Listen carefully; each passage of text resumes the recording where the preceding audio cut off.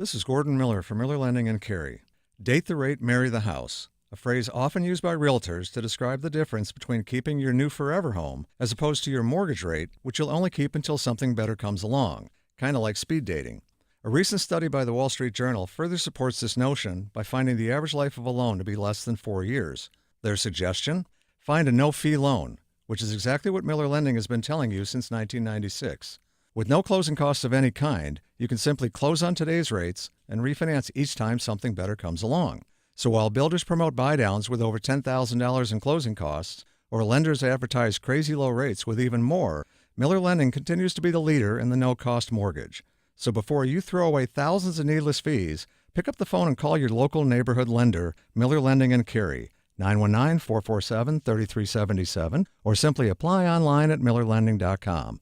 Miller Lending is an equal housing lender, NMLS number 250-2146. An orthopedic surgeon makes understanding pain painless. It's the biggest frustration that patients have. This is Dr. Pamela Mehta, talking about aches with unexpected origins. I see patients with pain in their knees, their hips, their back. Oftentimes, the pain is actually coming from their feet. Bet they aren't expecting to hear that. Those patients are super surprised. They can't believe that the pain in their knee isn't coming from actually inside the knee. But if you think about it, the feet are the base to your whole body. That's why she suggests personally fit arch supports. Emphasis on the personal fit. If you get something basing it just on your shoe size, it isn't going to fit you properly. And if it doesn't fit well, it probably won't work well. Go get arch supports fitted to you. It's as easy as going into a Good Feet store. The Good Feet store is in Raleigh, Chapel Hill, Fayetteville, and other locations across North Carolina. Visit goodfeet.com to book your appointment today or just stop by. Batter up! Theater Raleigh presents Bull Durham, a new musical playing Duke University's Reynolds Industries Theater in Durham, September 10th through the 22nd. Based on the classic movie, the film's original screenwriter Ron Shelton has adapted the story for the musical, so you can follow Crash Davis's Durham Bulls story and his romantic love triangle in a new genre. The perfect blend of comedy, drama, and steamy romance. Get your tickets for Bull Durham, a new musical, today. Details and ticket info at theaterraleigh.com. In memory of a local legend, Seven Oaks and the Stonehenge HOA will hold the 3rd annual Wild Bill 5K this Saturday at Seven Oaks Swim and Racket Club in Raleigh. Proceeds from the 5K event go to the Ronald McDonald House and the Helene Foundation. Reserve your spot at wildbill5k.com. This hour of buzzer-beating, nail-biting, edge-of-your-seat sports action on 99.9 The Fan is powered by Ritchie Law Firm Injury Lawyers. Visit GotBryan.com. That's GotBryan.com. WCMC-FM HD1 Holly Springs. There's not going to be any notification before August 15th. I haven't seen the Twitter realignment trolls calm down so quickly. Everybody, where's the ACC doomsday clock people out there? You know, the Did the ACC Die Today website. And it's that 1-2 punch of Pete's report that no one is expecting any pre-August 15th notification. And then Jim saying we're going to fight it as long as it takes. It's like everybody got to calm down.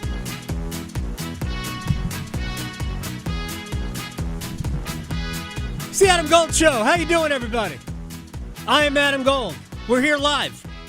Yesterday, we were here, sort of, not live. Right, exactly. Best of program. A lot of football yesterday. Mm-hmm. I'm sure we'll do a lot of football today. Ryan Wilson's going to join us later on. Yeah. We'll talk state football today. We're going to look at North Carolina football tomorrow.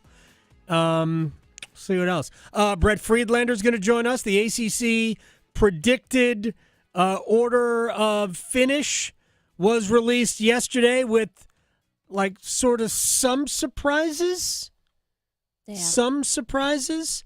And Eric Staal is going to join us. I'm not going to talk football with Eric unless, like, he really wants to. I don't think he will. But he will join us in really just a couple of minutes. Yeah, we have Texans and Bears tonight, too. We do. Mm-hmm. So let's see what we can get to before Eric phones in. By the way, that's Victoria. I'm Adam. And we're back. Yeah, in the flesh. We were sort of here yesterday, not really. I know. All right, so the ACC predictions are out. 170 votes. Not sure if that's a record or not. It seems like it's a record for a preseason media poll. We obviously have a lot more media because we have 60 teams or so in the ACC. We're in every time zone but Mountain and I guess the Atlantic time zone. We're not in the Atlantic time zone yet. I'm sure one day we'll be there. But 170 votes, mostly going to, for number one, for first place, mostly going to Florida State and Clemson. They claimed 136 of the 170 votes for first. Miami garnered 17 first-place votes. We'll never learn. Some people will never learn. NC State got 8. Louisville, Virginia Tech, SMU. Those are the next 7 teams in the poll. Nobody voted Louisville first. 5 people voted Virginia Tech first. And nobody voted for SMU. UNC was picked 8th. Duke was picked 11th. Wake 15th. The other first-place votes, Georgia Tech got a first-place vote. Look, I think Georgia Tech's going to be plucky. I think first is a bit of a stretch. Cal got 2 votes for first place. Now, I'm not sure that the Northern California media was fully apprised of the rules. You're not obligated. You're brand new here. You're not obligated to vote your team first, the team you cover. So I don't know. BC got a first place vote. Okay. All right. Interesting. Yeah. Exactly. That's exactly what I said. I think we get the all ACC teams later today and player of the year. So, okay then. But look, we're getting closer and closer. And again, we're going to talk about the expectations for NC State. As a point of reference, my pick for first was Florida State. My pick for second was NC State. I'll get fully on board the expectations train. And who knows? It doesn't really matter what I think anyway. And these are all just guesses and fun. So, look, I'm not even going to slam the people who voted Cal first twice. Really? 2 people? All right. One more thing before we talk to Eric Staal. The NFL is back tonight. Amazing. It is. I know. We're in the preseason. Hall of Fame game tonight. It's Chicago and Houston in the Hall of Fame game. I don't know how much we're going to see Caleb Wilson and C.J. Stroud.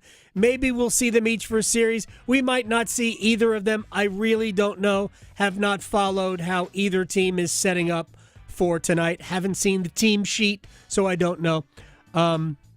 But, yeah, it's a football game, and I know people not only will watch it, they will bet on it. Of course, yes. Chicago, by the way, is a 1.5-point favorite. Are they? I think Chicago's a 1.5-point favorite. Okay. The total is 30.5. They are not expecting fun. No, they're not. We are not expecting a good time to be had fun by scoring. Home viewers. They're not expecting that. 30.5? As a whole? I mean, it is, yeah, come on. These teams have been practicing for like 2 weeks. Yeah. But for Panthers fans, reason to watch, not just to see DJ Moore carry around his new contract. I don't know what the total number was, but it's like $87 million of guaranteed money. 4-year deal. It's like 100 and something. Big deal, and good for DJ Moore, who is clearly an excellent wide receiver. Again, we've had these discussions for a long time. I look at DJ Moore as not quite that guy. Yeah. Right? Like, if you're a championship team, for my money, if you are a championship caliber team, he's a second receiver, not a number 1 receiver, but he would be an awesome second receiver. Simply because, he's not huge in stature. To me, he can get deep, but he's more of an underneath guy. But regardless of what I think of him, he's obviously really good. And it was important for the Bears to get him in the Bryce Young trade. Exactly. All right. Yeah, it's 4 years, $110 million extension. 82? 82.6 is guaranteed. It's a lot of guaranteed money. Mm-hmm. And good for him. I mean, he had a good year with the Bears. Didn't he have like a 300-yard receiving game or something like that? I mean, he was the only option. He was, but I think he had just like a couple of absolutely monster games. Yeah. But we'll also see the honoring of Julius Peppers. Yes. We'll see that throughout the game. The Hall of Fame ceremony's coming up. He's a Panther, so. Yes. And hopefully they'll use a lot more footage from when he was with the Panthers than when he was with the Packers or the Bears. Yeah. Of course, isn't that how the Panthers, is that how they got Greg Olsen? Was Olsen part of with Peppers and Olsen, was that a swap or were those just, Olsen was definitely traded for. I don't know if that was a swap or not. But it is interesting that Olsen started his career with the Bears and became an all-time Panther. Mm-hmm. And Peppers started with the Panthers, ended with the Panthers. Right, and then went to the Bears. Yeah, we spent some time. And again, also with the Green Bay Packers. So we'll see all of that tonight. A couple of other things as we wait on Eric Staal. Olympic stuff from like the last day or so. So the men's basketball team, remember their game against Serbia? Jason Tatum didn't get off the bench. Jason Tatum didn't play a minute of that game. So against South Sudan, he started. Makes perfect sense. Right. Makes perfect sense. Logic. So, look, Steve Kerr is taking a lot of heat, but the way I look at it, Steve Kerr, I mean, you should mix and match your lineup because different teams present different, at least defensive challenges. So we went with a more wing lineup in this particular game. Curry, who, by the way, has yet to really play well in these games. U.S. will play Puerto Rico, I think, tomorrow to wrap up pool play. But Curry hasn't played well. Devin Booker was good. Tatum was good. Didn't play a ton, 17 minutes. Again, it's a 40-minute game, just less than half. LeBron did his thing again. Kevin Durant and Anthony Edwards came off the bench. They seem to be joined at the hip. But the U.S. is obviously ready for, I mean, they're going to be in the medal round and all of that. It's all about winning the gold medal. And that's what Steve Kerr was kind of stressing to everybody. Like, look, this is all about winning a gold medal. It's not about anything else. Here's Brian Windhurst from ESPN on the team's win over South Sudan. Yeah, Bam Adebayo, Kevin, was all over me after the game because I speculated that he might be the player that would see his minutes reduced to get Tatum back in the game. And all he did was score 18 points and have 7 rebounds and probably the best game he's ever played for the national team. And he gave me extreme side-eye for daring to speculate that he might not play. But this is the thing. This team is so deep that this is what they're going to do. And this second unit that they used in this game was stocked with great defensive players, and the South Sudan, like Serbia before them and probably more teams after them, cannot compete with that second unit. That's where the U.S. is winning these games, and that's their plan to get to that 5th consecutive gold medal. So they're going to mix and match, and I think everything will be fine. Keep this in mind. 40-minute game. The number one goal is to win a gold medal, and Kerr reinforced this. I think he told this to the media. He's like, look, the guys know. The guys here we want to win. So he doesn't think that there's going to be an issue with anybody who sees playing time reduced. Joel Embiid came out of the starting lineup. So did Drew Holiday. He actually said that both will start in the next game against Puerto Rico. And by the way, here's what Windhurst had to say about Steve Kerr, or what Kerr had to say about Joel Embiid. Steve Kerr said after the game, look, this is not about the soap opera of the NBA. This is not about who's playing to get you through February and March and whatever. This is about winning the gold medal, and everything else goes to the side. He believes the team believes in that. And he also said, guess what? On Saturday, Joel Embiid will be back in the starting lineup against Puerto Rico. Kevin Durant will be on the bench. Drew Holiday, who, by the way, scored 15 points in the opener against Serbia and didn't start today, he'll be back in the starting lineup, and everybody's fine with it. Again, when you're putting a team together like this, does everybody think that they should play a lot? Of course. These are, what do you think, 12 of the 20 best players on earth? Of course they want to play. Of course they want to play a lot. But they also recognize that there's no point in doing this if you're not going to win a gold medal. So Steve Kerr, for all the criticism that he has already received, knows what he's doing and is going to put the team on the court that gives them the best chance to win. And that's where we are. Let me just get back to the Hall of Fame game with the Bears and the Texans. As it particularly, because we're going to see the Bears today, and I don't know if DJ Moore is going to play, but they're going to talk about the contract, even if Moore doesn't play. So this is Chris Carlin from ESPN Radio mostly, and he talked about the DJ Moore Bryce Young trade this way. DJ Moore last year came over, and he had an absolutely phenomenal year with 96 catches, with like 1,400 yards and 8 touchdowns.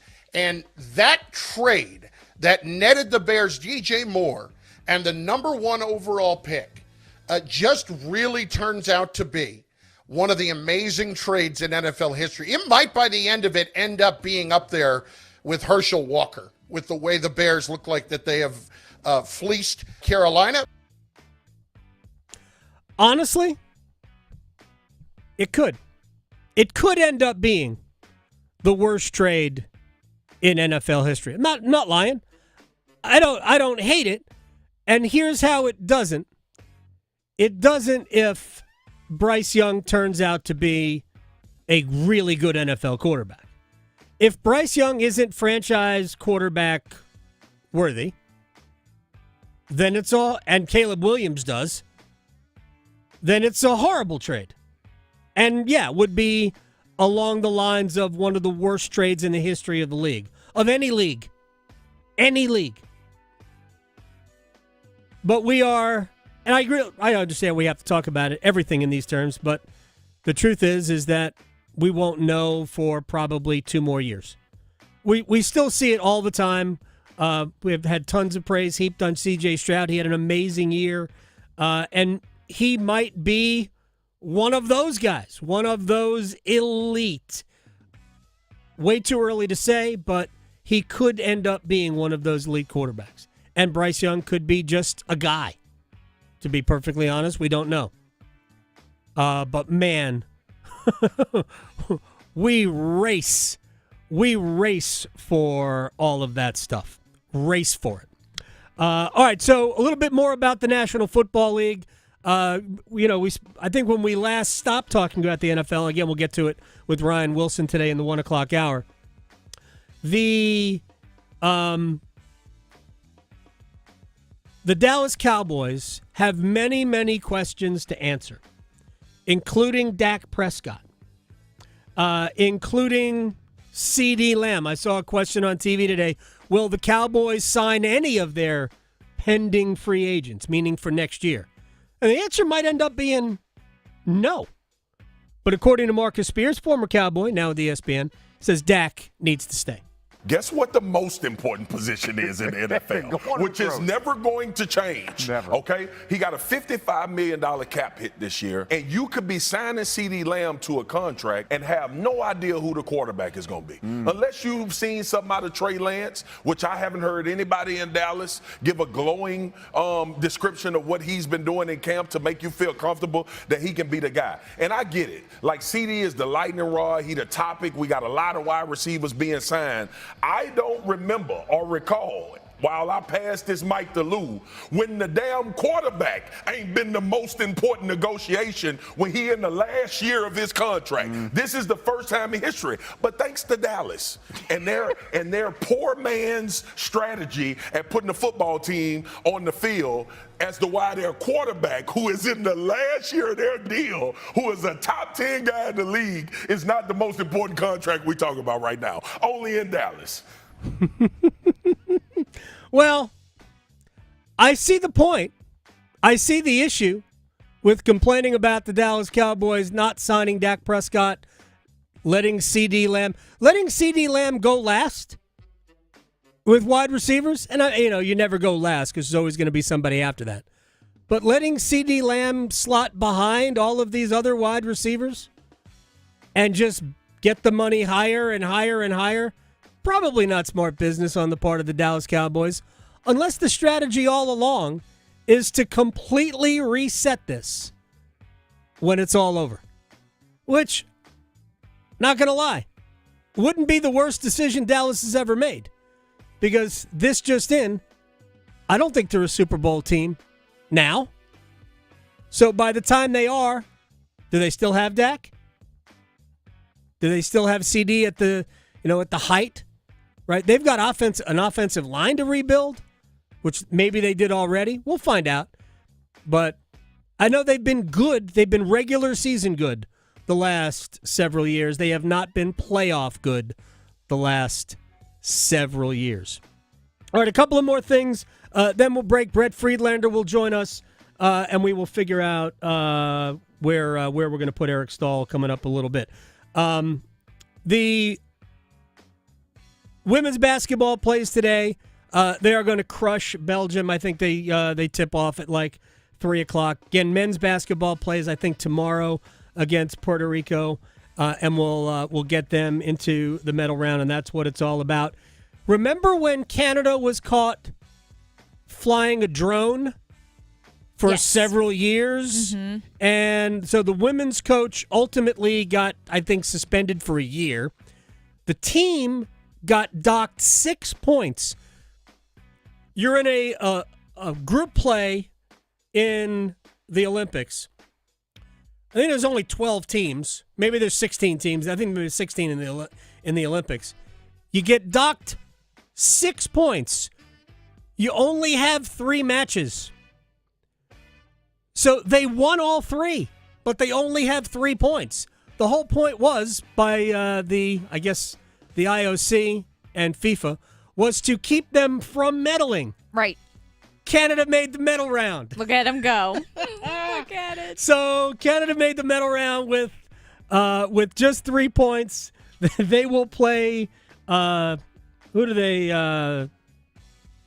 They play Germany in the quarterfinals, and if they win, they will advance to play the United States, unless the U.S. loses to Japan. By the way, USA-Japan's going to be a pretty good game of football when we get to it. And I think that match is Saturday.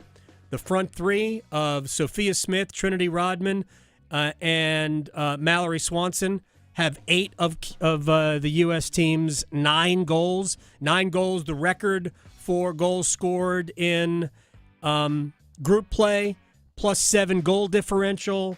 Lynn Williams, by the way, our old friend from the North Carolina Courage, with the only other goal for Team USA. Actually, I think there might have been another goal scored by somebody else. Maybe a defender scored a goal. Anyway, let's break.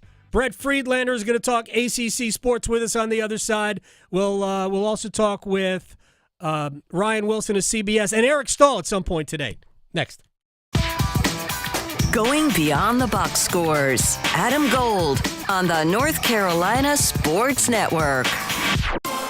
It's the summer of soccer. Federski for Capetti. It's stolen away by Hack. Hit the line by Gaines. A shot. He scores! All the saves. Polina with brilliant, quick footwork across his 6-yard box to be able to recover and grab the strike from Kubo. All the goals. He just sends it back into the area for Swiderski. One touch. He scores! The Triangle's home for Charlotte FC action. 99.9 The Fan. The Triangle sports leader. Hey, it's Adam Gold from my friends at FanDuel, America's #1 sports book, and let me tell you the reasons why, or reason why. Right now, new customers can get $150 in bonus bets if your first $5 bet wins. Then you can bet on all your favorite international teams in all your favorite sports, from basketball to badminton, soccer to swimming. Don't miss your chance to score $150 in bonus bets if your first bet wins. Visit FanDuel.com/AdamGold to sign up and start betting the games today. We Make every moment more with FanDuel. 21 or over and present in North Carolina. First online real money wager only. $5 first deposit required. Bonuses issued as non-withdrawable bonus bets that expire 7 days after receipt. Restrictions apply. See full terms at FanDuel.com/sportsbook. Gambling problem? Call 877-718-5543 or visit morethanagame.nc.gov. It's bow time. A leg and thigh dinner from Bojangles for just $5.99? Leg and thigh dinner from Bojangles for just $5.99? So crispy. So crispy. And juicy. And juicy. So much flavor. So much. Stop it. What are you doing? What, you expect me to get this delicious deal and not say anything? You're unbelievable. You're unbelievable. With a boldly seasoned leg and thigh, choice of fixin', a biscuit, and legendary iced tea, it's a deal so good it's worth repeating. So eat and repeat while it lasts. It's bow time. It's bow time. Dine in, drive through, or tap your favorite delivery app and have Bojangles come to you. Satisfy your craving for flavor right now with Bojangles 2-piece dinner. 2 pieces of Bojangles dark meat chicken, your choice of fixin', a biscuit, and iced tea for just $5.99. That's right, just $5.99 for limited time at participating Bojangles. What are you waiting for? When you're hungry, it's always bow time. Picture this. The perfect summer barbecue. No stress, no responsibilities. Just all your friends, burgers sizzling, hot dogs cooking, Pepsi Zero Sugar fizzing, and a backyard of very, very happy people. Oh yeah, we could get used to this. Very, very used to this. Grilling. Better with Pepsi. For a limited time, get 2 20-ounce Pepsis for only $4.25 at Refuel. So hurry in and enjoy an ice-cold Pepsi today. They say consistency is the key to success. They weren't wrong. So how about grabbing a beer that's consistently smooth, consistently refreshing, and consistently light? You might just find that the road to success can be pretty enjoyable. Michelob Ultra, the perfect balance of taste and refreshment, and only 2.6 carbs and 95 calories. It's only worth it if you enjoy it. Enjoy responsibly. Anheuser-Busch Michelob Ultra Light Beer, St. Louis, Missouri. Injured in a motorcycle accident? Call 1-800-LAW-TIGERS before you call your insurance company. The insurance company wants to pay you the least amount possible. Law Tigers are riders too, so we understand what your bike and gear are worth and what you're going through after an accident. Your case evaluation is always free, and we don't get paid until your case settles. Call 1-800-LAW-TIGERS, North Carolina's motorcycle lawyers. Law Tigers is a network of independent law firms who are members of the American Association of Motorcycle Injury Lawyers. Law Tigers is not a law firm. This is Adam Gold. Please let the coach and GM pick this year. Right. And they put this on the sign outside of the restaurant, and I guess David Tepper actually went inside this restaurant. Do you know that there is security video of that visit? Wow. The Adam Gold Show. It's the Adam Gold Show. I am Adam Gold, Victoria producing the program. Brett Friedlander will join us just at 1 o'clock today. I remember last year at the start of Hurricanes training camp talking to Jordan Staal about a conversation regarding the 2023 Eastern Conference Finals in which Jordan Staal went up against brothers Mark and Eric Staal for the Florida Panthers, and the phrase sauna beers came up, which I laughed. Eric Staal, newly retired, soon to have his number up in the rafters at PNC Arena, joins us. I don't know if sauna beers has made its appearance over the last few days, but A, congratulations, and B, you're free to answer that question if you want. Yeah, sauna beers is part of refreshing the mind and everything else going into the next season. But I would also be happy to report your captain down there in Carolina walked by my house about 8:30, and he looked like he had beaten himself pretty good in that gym right across the front lawn of my house, that he was putting the work in and the time to make sure he's prepped and ready for next year. He he walks by real early every morning. I normally don't sleep him or see him at this point because I'm still sleeping. But this morning I happened to catch him as I grabbed my coffee, and he walked back to his house, and he looked like he was defeated pretty good. So that means he got a good workout in. So he's going to be ready, and it's a lot of fun spending time together in the summer. And some of those beers and saunas are kind of part of it. So I have so many questions just off of that. First, I'm not checking up on him because we never have any worries about he wins that conditioning thing basically every year. He's always in phenomenal shape, and it does sound to me like you are full on into retirement at this point. I am. I would like to say I would never win that competition. He is just a naturally gifted freak, but I was always in there with him. So I was trying to keep up as best I could, through the years. But, now that I don't even have to think about that competition, I am staying away from that gym for the moment. Maybe one of these summers I'll venture in and do some bench press or arm curls or something as he does some real activity. But I'm enjoying where I'm at right now. It's been a whirlwind couple days, but also just kind of relieving to think about what's ahead, what's next, and just hear from a lot of people that mean a lot to me. And it's just fun to kind of look ahead. Eric Staal is joining us here on the Adam Gold Show. So I watched the video. The video was moving for me as somebody who saw your entire career here. How did the whole thing come about? Did you decide, because I know you wanted to play last year because I actually talked to your brother about it in our conversation before the start of last season. So you were keeping yourself ready to go just in case. So how did you come to the decision? Did you reach out to the Hurricanes? Did they reach out to you? How did this whole thing come about?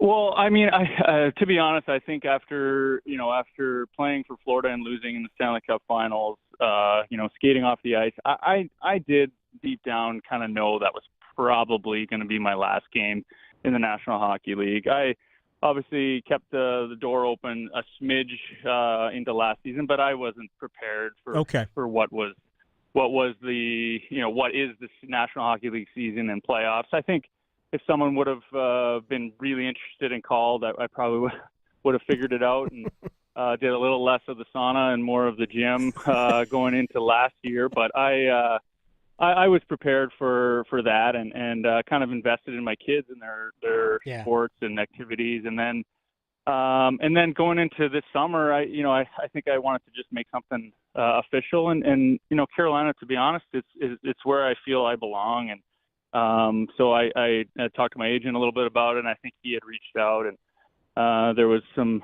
mutual interest in just, doing one of those one day and kind of retiring a Hurricane, kind of, fitting for the finish of my career, and kind of feels like where I should be and where I belong. And then, from there, the rest of it was kind of behind the scenes. I had no idea. I was just thinking, you sign a one day and they take a picture or two. Right. We send it out and it's a retirement thing and it's great and yada, yada. And then, they asked for a Zoom call, then they asked for me to read something. And I actually didn't really put any of it together. And, so I'm pretty shocked as you can tell by watching the video. Yep. But it was so special. It's I can't say enough about, Rod, Eric, Tom, like Mike Sondheim, the guys there in Carolina are mean a lot to me. I have such a, deep relationships that go way, way back with those guys, and they mean so much. So to be able to share that whole moment, all of us together, was pretty cool, and something I'm grateful for, and now I'm excited for. You get to share it with family, you get to share it with friends, you get to thank a lot of people that mean so much to you, that helped along this journey, and it's going to be great. Were you really surprised that they were retiring your number? I was. I mean, I didn't. I honestly didn't give it a ton of thought. Right. Obviously, I had so many tremendous years there in Raleigh, winning a Stanley Cup, being a part of that team, and being an important part for a lot of years there. It's something that I think as a player and a person, you don't really think about immediately. I think maybe at some point after, I did the one-day deal and I was there, then I was thinking, well, maybe they would consider it or think about it, but I didn't think they were going to all throw it all together there. So it did really catch me off guard, and but truly grateful, and it's going to be super special this coming season for sure. I remember 2 years ago when we put Cam Ward into the Hurricanes Hall of Fame. And I know you guys are good friends, and we talked about eventually you doing, following that same route. Now it's totally expedited because they already said numbers going up, which means you're automatically in the Canes Hall of Fame, so I don't have to vote for you, which is great. Save me a vote. But so he talked about you the way we talk about all of the greats. So did you hear from from Cam or from other people you played for once this news came out? I did, and it's been a crazy couple days to try and write all the messages back. I think at one point my phone had about 85 or 90 messages, and I was working my best to take the time for each person. I don't think I'm fully finished all my replies back. So if you haven't heard back from me, you're on my list. Don't worry, I'm gonna take the time to write something back. But yeah, it's super meaningful. When you send something out like that, it's so cool to hear the guys from years past that reach out. A lot of former players that I played with in Carolina. Heard from Yuri Toulouse. Haven't heard from him in a very long time. And so he sent me a note too. I mean, a couple special years playing on his line. So, so many guys that, I have history with that were with me there, especially in Carolina. And super cool to, just kind of connect again through something like this, which is kind of what makes it super cool for sure. Somebody you played with, what's his name? Jordan Staal. Jordan Staal.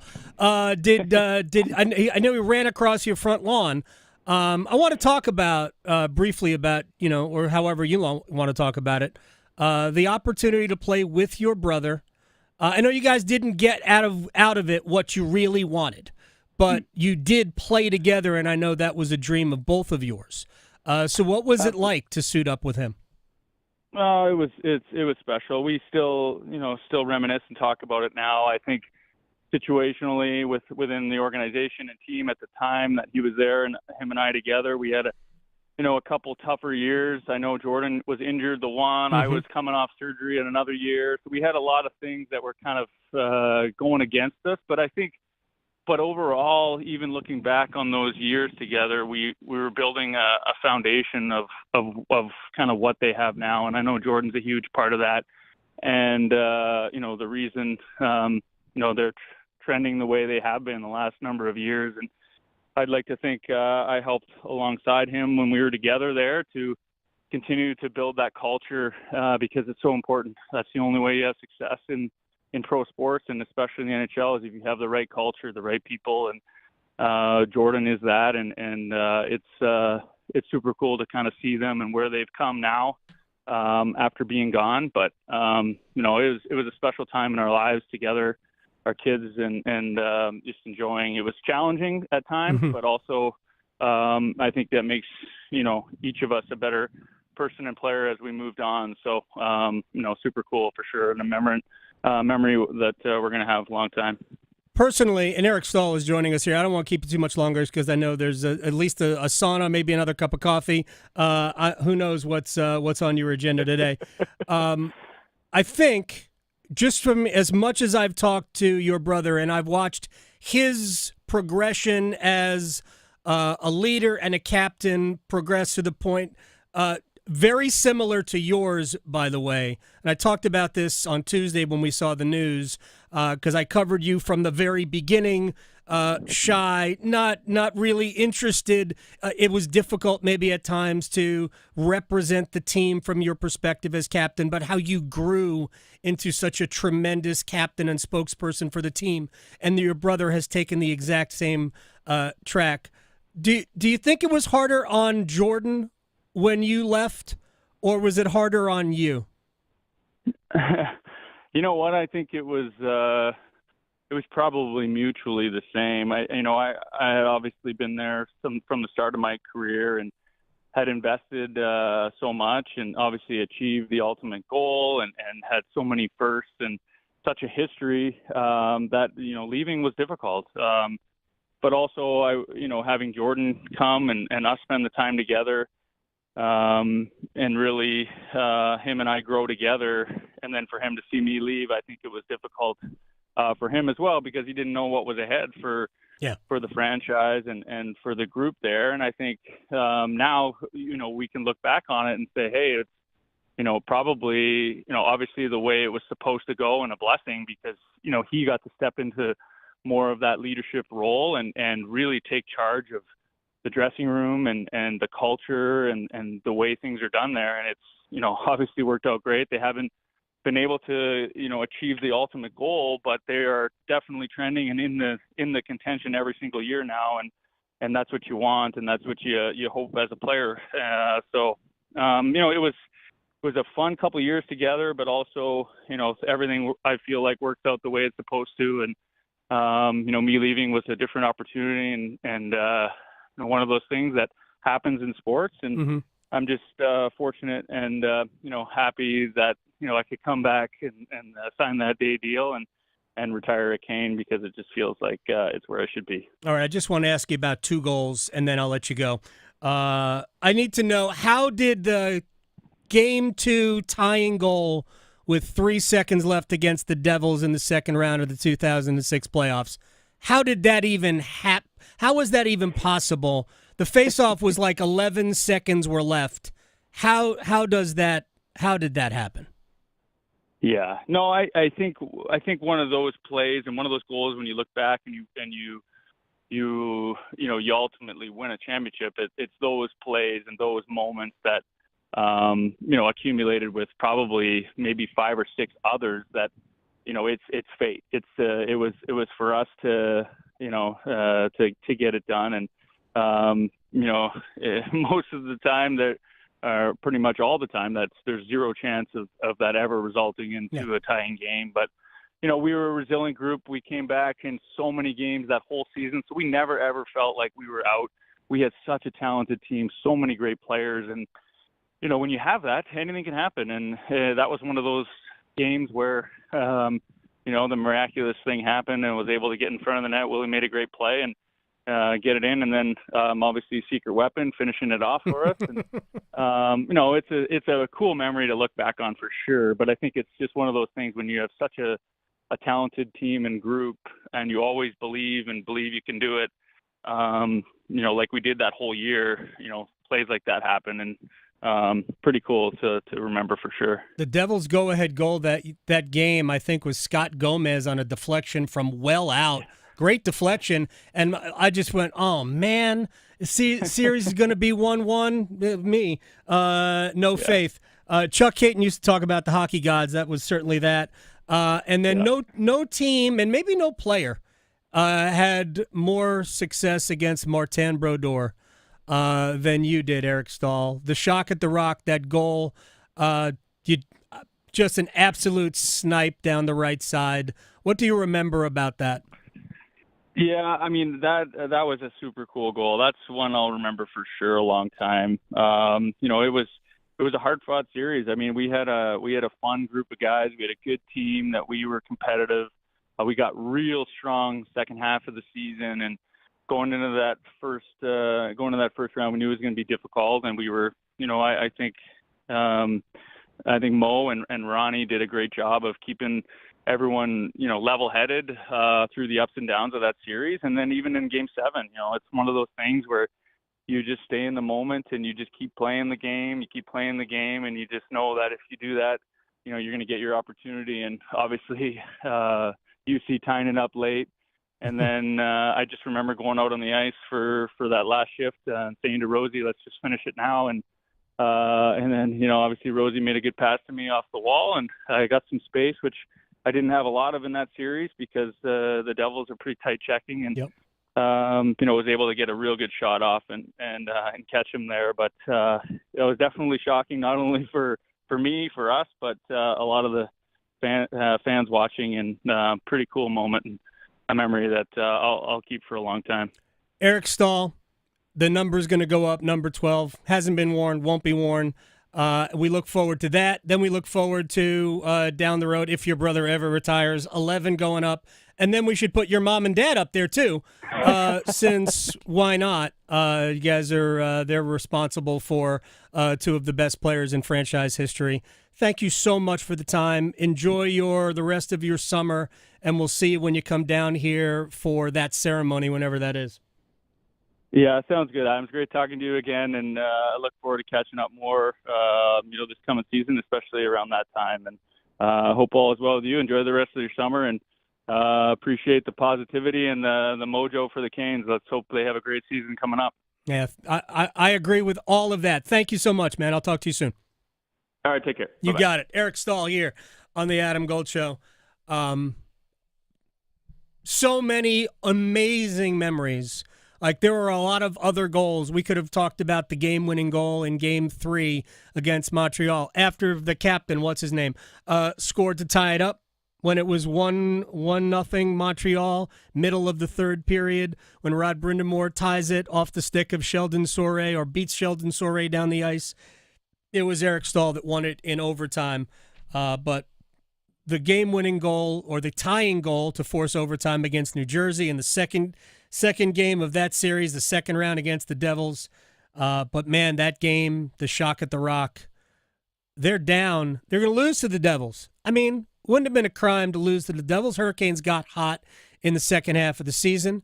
You're playing games 6 or game 7 in New Jersey after winning game 6 back here in Raleigh. You're down a goal with 90 seconds left. Joni Pitkanen to Jussi Jokinen, I mean, from an incredibly difficult angle, ties it.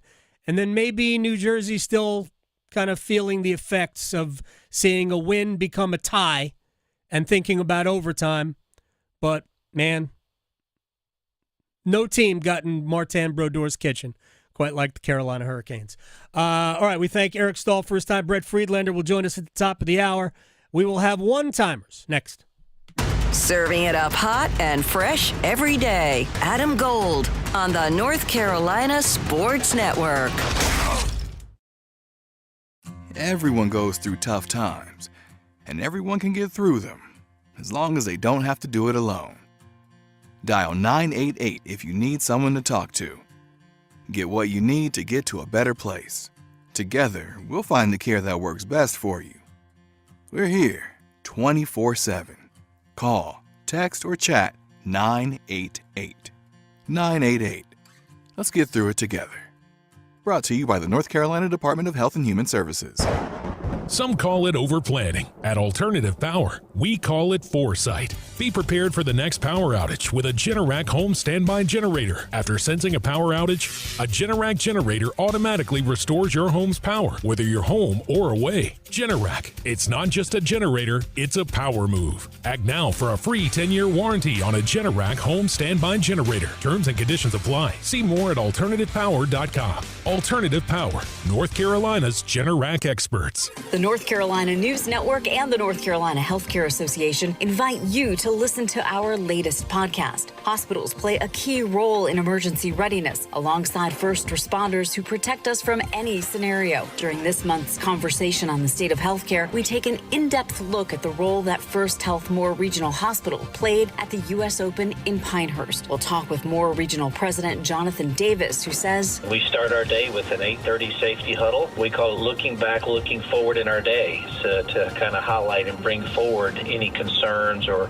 organizational issues, community issues that may occur. We also speak with Dr. Catherine Newell with First Health EMS. She reiterates, we spent about a year beforehand meeting with federal, state, and local representatives to ensure a thorough preparation for the event. You can listen to our latest conversation wherever you listen to your favorite podcast or by visiting nchealthcare.org. If you pay your city or town for electricity, you live in a public power community. Our public power providers in North Carolina keep the power on 99.9% of the time. That averages out to be less than 1 hour a year without power. Public power line workers who work day and night, rain or shine, are key to that unbeaten reliability.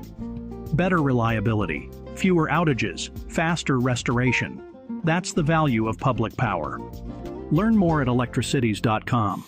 The North Carolina Zoo is celebrating 50 wild years in 2024. Voted top zoo in the nation, the North Carolina Zoo is centrally located in Asheboro. Bring your family for a day trip or a weekend excursion to connect with nature and make cherished memories. Discover towering giraffes, a herd of elephants, a crash of rhinos, and a flock of seabirds. Plus, ride an endangered species carousel and stroll through the exotic butterfly garden. Plan your next outdoor adventure at nczoo.org.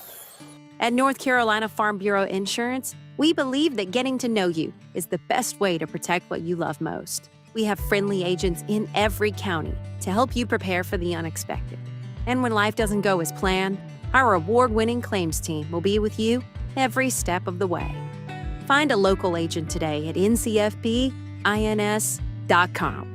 North Carolina Farm Bureau Insurance. Helping you is what we do best. Have you lost North Carolina Medicaid? At healthcare.gov, you can find a low-cost, quality health plan. Do plans cover doctor visits? What about emergency care? And prescriptions? All covered and more.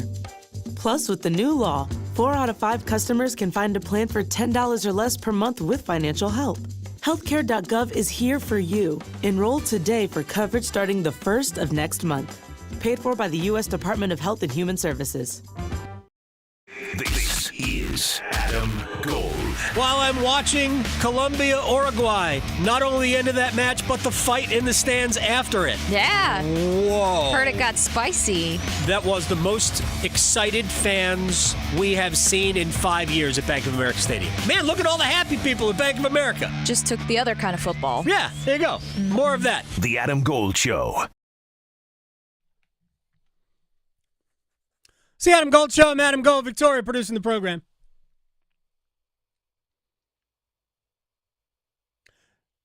So remember, like almost a week ago, Friday's opening ceremonies created some controversy for people, and there were a lot of people saying, I will not boycotting the Olympics.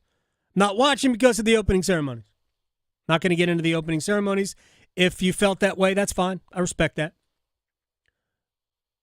Well, apparently the numbers then would have been amazing for women's gymnastics, the team competition from Tuesday afternoon.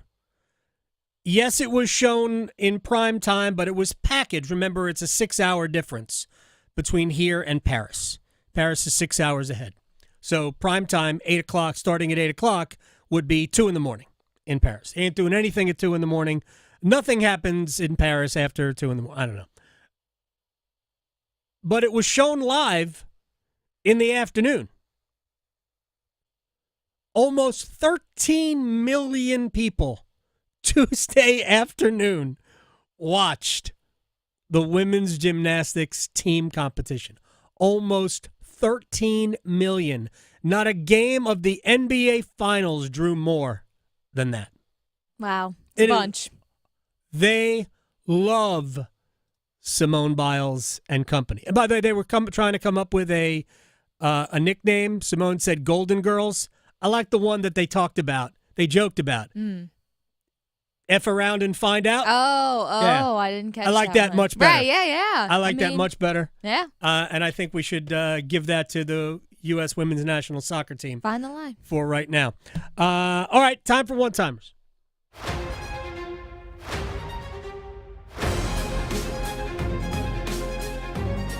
Okay, so we'll start off with some Canes ones since we had Eric Staal on. Yeah. So, who could you see being the next player to potentially retire as a Cane? Well, I mean, Jordan Staal is closer. I don't know what happens after this contract. He's got 3 more years left on the contract he signed before last year. So keeping it all in the family. That's probably the next one. And yeah, I'm not even joking. His number's going to go up with, certainly if the head coach has a vote. Yeah. Oh yeah. I mean, Jordan Staal was made in a Rod Brindamore Laboratory. Mm-hmm. So, yeah, I think number 11 will go up. Look, I don't know if are they going to retire 14? I don't know what the rules are. I don't think anybody's going to wear 14 again. I don't think Justin Williams' second Hurricanes number, since Jordan Stahl's wearing his first Hurricanes number. I don't think anybody's going to wear that. Nobody's going to wear 30 again. So I think if you're in the Hurricanes Hall of Fame, your number should be retired. And we have plenty of numbers. I'm not worried about the Hurricanes running out of numbers. We can always use a decimal. Yeah. So, true. Yeah, 11 will go up. Nice. So the newest president for the Carolina Hurricanes, Doug Wharf, what do you believe he should address first as president? He's not going to have anything to do with the team. It's going to be the arena. He's going to be, by the way, he's going to be in studio with us on Monday. Nice. Doug. And I know he was on with Tim, and I want to hear some of that stuff a little bit later on. He was on with Tim yesterday. Oh, I won't be here next week. Oh, man, I'm sorry. I know. I'll be in Chicago. Well, we'll save it. Okay. We'll I'll watch. Yeah. It'll be on YouTube. Look, I think he's going to be the point person for a lot of things that happen within the arena. First of all, he spent a lot of time here in the marketing department with the Hurricanes. He is very much, as a matter of fact, when Mike Foreman stepped away, the former chief marketing officer, I mentioned Doug, not knowing that Doug was going to take over, and John Chase, another, to me, superstar within the organization for those behind-the-scenes, game day promotions, marketing. These guys helped shape the game day experience for Hurricanes fans. And Doug is an absolute superstar. So he's going to do a lot of the stuff around the arena, the development, but also he's going to be part of the process to try to bring Major League Baseball here. Mm-hmm. And I can't wait to talk to him about that as well. So there's a lot, but it'll have nothing to do with the actual team. He's not like in the same role as Don Waddell anyway. So, next question, since we have a new GM and a new president, because we've got Eric Tulsky also with the Canes, do you think that there will be anything done differently with newer faces, or are they going to do same old, same old? Same owner, right? It is. Okay. As far as I know. That's the answer. Unless we're breaking more news today. That's Tom Dundon is the owner. Everything goes on as it had been going on. And even not necessarily new faces. Doug Wharf is a new old face, and Eric Tulsky's been here for a decade. So, all right, now moving on to football, because we actually have NFL tonight. Yeah. So, do you think this year with the Chicago Bears, is it basically going to be bowl or bust, considering all the adjustments they've made? That's a lot to expect from a rookie quarterback. First of all, yeah, the Lions are the class of the division. I think the Packers are next in that division. If somebody pushes the Lions at the top, it'll be Green Bay. But I think if you're Chicago, I don't think there's anything crazy about thinking we could make the playoffs, even in a difficult division. I think Minnesota will be last. But I think the Bears could push for a playoff spot. As long as Caleb Williams can hit the ground running. And look, it's not just DJ Moore. They got, Rome Odunze. So they've got a lot of pieces over there. Brett Friedlander on the ACC next. Raleigh to Boone, Charlotte to Chapel Hill. Your Carolina is covered. Adam Gold on the North Carolina Sports Network. Win Your Weight in Meat is back on 99.9 The Fan. Text PORK, P-O-R-K, to 919-860-5326 and enter for your chance to be one of our finalists. Through August 2nd, we'll pick 10 people to come on air during the drive with me, Tim Donnelly, and share their weight. On August 5th, we will randomly select one lucky winner and they will score their weight in meat. Served up by the North Carolina Pork Council and their dedicated team of farmers that put bacon and barbecue on your plate. Learn more at ncpork.org. Wait, she's posting pics with a dude in Mexico. We just broke up. If Heineken Silver was a doom-scrolling ex-boyfriend, it would have all the feels. None of the new boyfriend jealousy. She looks happy. I'm going to message her. Hey, Stace, loved the super cute post with @RideRyan7. Enjoy Mexico and that ceviche spot from last year. Send pics. Heineken Silver, world-class light beer. Only 2.9 grams of carbs and 95 calories. All the taste, no bitter endings. Order now at Heineken.com/silver. Must be 21 and older to purchase. Enjoy Heineken responsibly. Texting privacy policy and terms and conditions posted at Renofy.com/notices. Texting enrolls for recurring automated text marketing messages. Message and data rates may apply. Reply stop, opt out. John, I'm putting my foot down. We can't put off renovating this house any longer. Our kitchen is so small. We need to finish the basement for the kids, and don't even get me started on the bathrooms. Honey, renovating is so expensive. We can't do all those projects. With Renofy, we can. What's Renofy? Renofy loans are a new type of home equity loan only for homeowners doing renovations. We can get up to $500,000 and keep our existing low mortgage rate locked in. With Renofy, we can do everything on our renovation list and we don't have to refinance? That's right. Renofy loans are the only home equity loan that use the after renovation value. Just what we need. How do we get started with Renofy? Just send them a text. Text TRANSFORM to 323232 and see if you qualify for up to $500,000 to renovate your home with Renofy. Unlock the future value of your home right now to get the money you need without refinancing. Text the word TRANSFORM to 323232 to get started today. Text TRANSFORM to 323232. NMLS number 1802847. Not all borrowers or properties qualify. Loan terms apply. Every coach will tell you a winning team needs to get better every practice, every day. North Carolina's hog farmers embrace that commitment to continuous improvement. We care for our pigs, we're protecting our environment, and we're putting safe, affordable food on your table. The next time you bite into that barbecue sandwich, BLT, or pork chop, know that North Carolina's hog farmers are proud to help feed your family.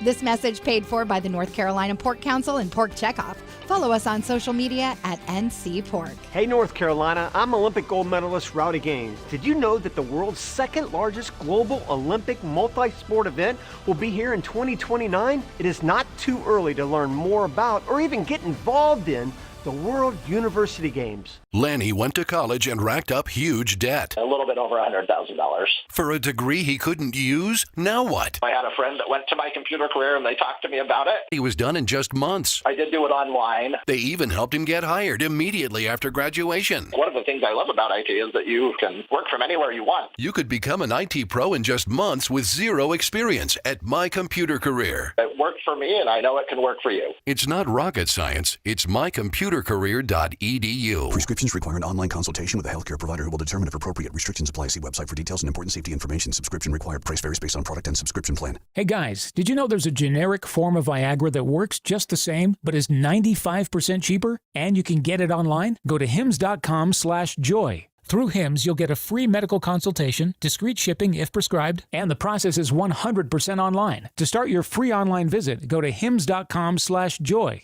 That's HIMS.com/JOY. This hour of the Triangle Sports Leader is powered by Ritchie Law Firm Injury Lawyers. He scores! What a comeback! Visit GotBryan.com. That's GotBryan.com. WCMC HD1 Holly Springs. Take us with you on radio, web, app, Alexa, and YouTube. 99.9 The Fan, the Triangle Sports Leader. This is a team that they're going to rely on their offense early and often, and it's going to be on Tua's back to try and win games, and I think he can do it. I mean, they dropped a 70-burger last year against the Broncos in like week 3. I mean, this is an offense that can cook, and Tua's getting more comfortable in it and played really, really well. They need to beat some good teams. They need to win a playoff game. I get all that, but I think there is a chance that he really justifies this contract in this coming season.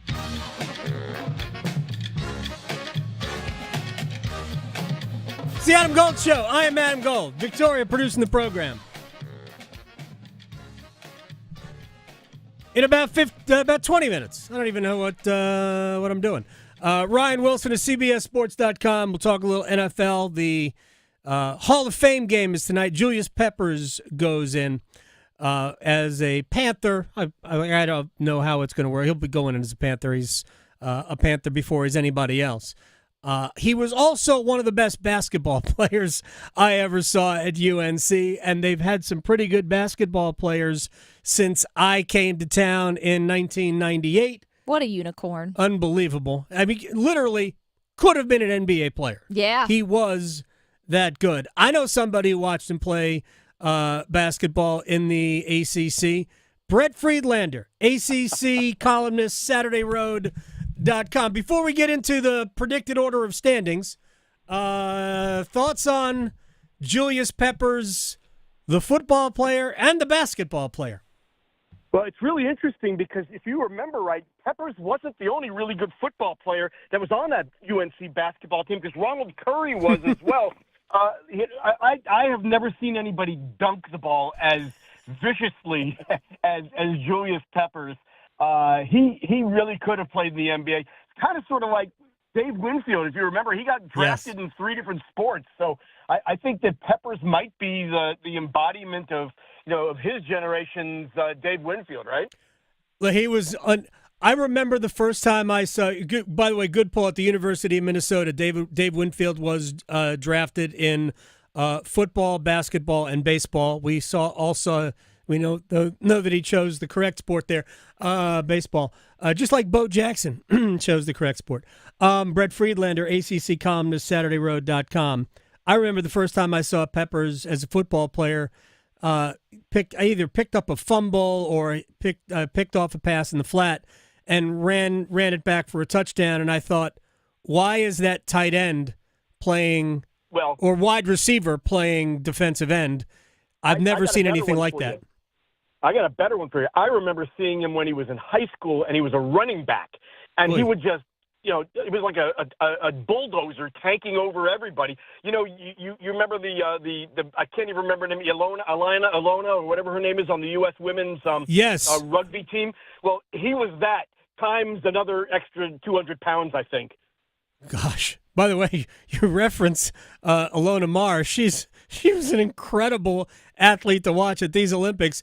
If Julius Peppers had picked up rugby, that we would have won many gold medals in rugby sevens. By the way, on that bronze medal winning team, there are 2 North Carolina connections because Nia Tapper, the captain, went to UNC, and Sammy Sullivan went to my kids' high school in Fayetteville. Jack Britt, she's in the Army now. So yeah, a lot of North Carolina connections there. See, this is why we have Brett Friedlander on. We get all this information. I didn't realize that. That is absolutely fantastic. All right, so the ACC preseason order of predicted order of standings came out. I'm not surprised that we went 1-2 Florida State and Clemson.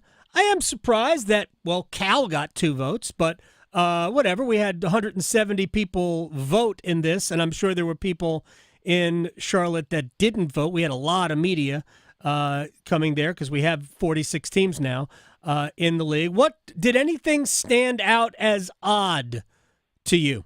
Well, correct me if I'm wrong, but not only did Cal get a couple of votes, but I think Georgia Tech and Boston College may also have gotten at least a vote each. Yep. That's kind of crazy. And by the way, it also is the reason why the ACC took the vote in the postseason, the actual awards that matter, away from the Sports Media Association, because there's a lot of people who are either fanboys or have no clue that are doing those things. But no, there wasn't a lot of surprises. I was kind of surprised Virginia Tech was picked 6 because I really, really like the Hokies. I think they have a lot of the same dynamics that Florida State had coming into last year. They finished strong. They lead the country in most returning production on both sides of the ball. They're in now year 4 of Brent Pry. So they're an established program now instead of a building program. And Kyron Drones is really, I think, the most underrated guy in the conference and one of the most underrated in the country. So I thought that was a little bit strange. And then I don't find it strange. It wasn't a surprise because it's kind of a tradition, unlike any other, that Miami ends up getting picked in the top 3, and there's high hopes because they've got all this great talent. But my goodness, until they show me that they can actually back that up with some results, and Mario Cristobal doesn't throw away at least 1 to 2 games a year because of his game management skills, then come on. I mean, it's yeah. Exactly. I was surprised. I wasn't surprised because it is a tradition unlike any other. And it is interesting that Miami does often wear green. So that little phrase sort of works. There's no little yellow flag of the United States over the I guess as you're looking at it, the right pectoral. But yeah, if Miami could get out of Cristobal's way, or if Cristobal could get out of his roster's way, and Cam Ward has the season a lot of people believe, he was my pick for preseason player of the year. Can you tell us who you picked for preseason player of the year? I picked Omarion Hampton because I think that with the quarterback situation at UNC, they're going to be running the ball a lot. Yes. And he's going to have to put up big numbers. But, yeah, I think that Cam Ward is probably 1A, and I think that he's the most realistic Heisman candidate in the ACC because not only does his history say that he's going to throw for over 3,000 yards, and their offense is geared to that, but I think that with Restrepo and some of the other receivers that they've got the best receiving core in the conference as well, and an offensive line that's going to protect him. So, yeah, I think Cam Ward's going to put up some big numbers. But again, they're going to be good. I'm not saying they're going to be terrible, but are they going to be championship good? Top 2 to get to Charlotte good? Until I'm like the state of Missouri. Until you show me, I'm not going to believe it. Brett Friedlander, ACC columnist, SaturdayRoad.com, at BFriedACC on Twitter. All right, so tell me if I'm crazy, because I was wrestling back and forth between NC State and Virginia Tech for second place in the league. So the winner of the game between State and Clemson, what is it, week 4? Yep. Has the inside track to finish second. Well, first of all, I've known you long enough to know that you are crazy. Thank you. But not because of this. I happen to agree. I happen to agree with you on this because I think NC State has really done a great job. Doran and his staff did an amazing job of addressing their biggest deficiency last year. They went out and got a quarterback who can run the ball, but also is a very accurate thrower, 3-time conference player of the year. They went out and loaded up the wide receivers room to supplement Casey Concepcion so that he's not the only actual weapon.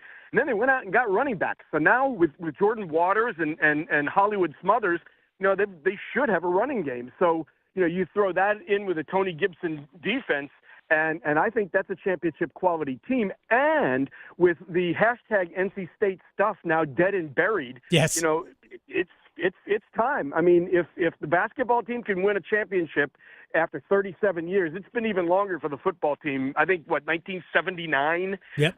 So I think that's a very realistic possibility. Yeah, I think, I understand how State fans look at it, and I've never been I've never been a huge fan of the NC State stuff. I've always thought that was self-medicating, and I always thought it was more comedy than anything else. And I love good comedy. It was self-fulfilling. It was also self-fulfilling because I think the whole talk of it got everybody thinking, okay, when's the other shoe going to drop? And I think even the players and the coaches kind of started to feel like that. Yeah, it's funny. You and I both know Tim Peeler very well, and I refer to Tim as an NC State historian because he is more about that than anything else, right? Yes, and he is, yes. Tim hates that whole mindset of that he hates that NC State stuff thing because he doesn't believe it's true. He said there have been as many examples of NC State overachieving as there have been, losses, snatched out of the jaws of victory. Well, thank you, DJ Burns. Yeah, absolutely. So if the whole fantasy is dead and buried, I'm here for it. Plus, 2-time cheese rolling championship is certainly something that we could. And bass fishing national championships too. And not to mention all of the work they have done in the non-revenue sports. They have been absolutely outstanding. They are now a perennial player in the Directors Cup top 25 by season's end. Brett Friedlander, a couple of more things, and then we'll let you go. Can NC State? Look, I picked them second. I expect them to be. I think they have a good chance to be in Charlotte at the ACC championship game. But are we talking about a team that can beat Tennessee in week 2 and put themselves in a different conversation as well? Yes, I think they've got a much better chance of knocking off Tennessee than Clemson does Georgia the previous week. Well, yes. It's in Charlotte. Tennessee is a very good team. They're an SEC team, but I don't think that they are an elite SEC team. They're not up there with the Georgias and Alabamas, and Texases of the world. God, it's still kind of crazy to say that. But they're a second-tier SEC team. And I think NC State has a chance to be a top-tier ACC team. So, yes, it's going to be interesting to see how it all comes together because that offense has got a lot of new pieces. But if they can get that, working together and they can get all those guys on the same page by week 2, I think there's a real good shot that they can do that. I think it's good that they've got essentially a practice game before they get to Tennessee. I think as long as they don't stub their toe. Yeah, they're not gonna do that. What I was looking at the ACC's their own talking points, conference of quarterbacks, and then I get to toughest non-conference schedule among the Power 4 leagues, and I am on the I'm not going to say warpath, but I am on my soapbox in saying we have to stop this because you don't get rewarded. You don't get rewarded. Hey, that was a great schedule you played, even though you lost. And I'm not saying Clemson's going to lose to Georgia, and Clemson operates in a different level, right? But Virginia shouldn't be playing 3 difficult non-conference games. Frankly, Clemson shouldn't be playing App State either. No offense. I mean, it's a compliment to App State. Clemson shouldn't be playing Georgia, South Carolina, and App State in their non-conference schedule because. Look, if Cade Klubnik isn't really good, they could go 0 for 3, and now your league looks trash. That is the biggest point I've got against these fattened up non-conference schedules.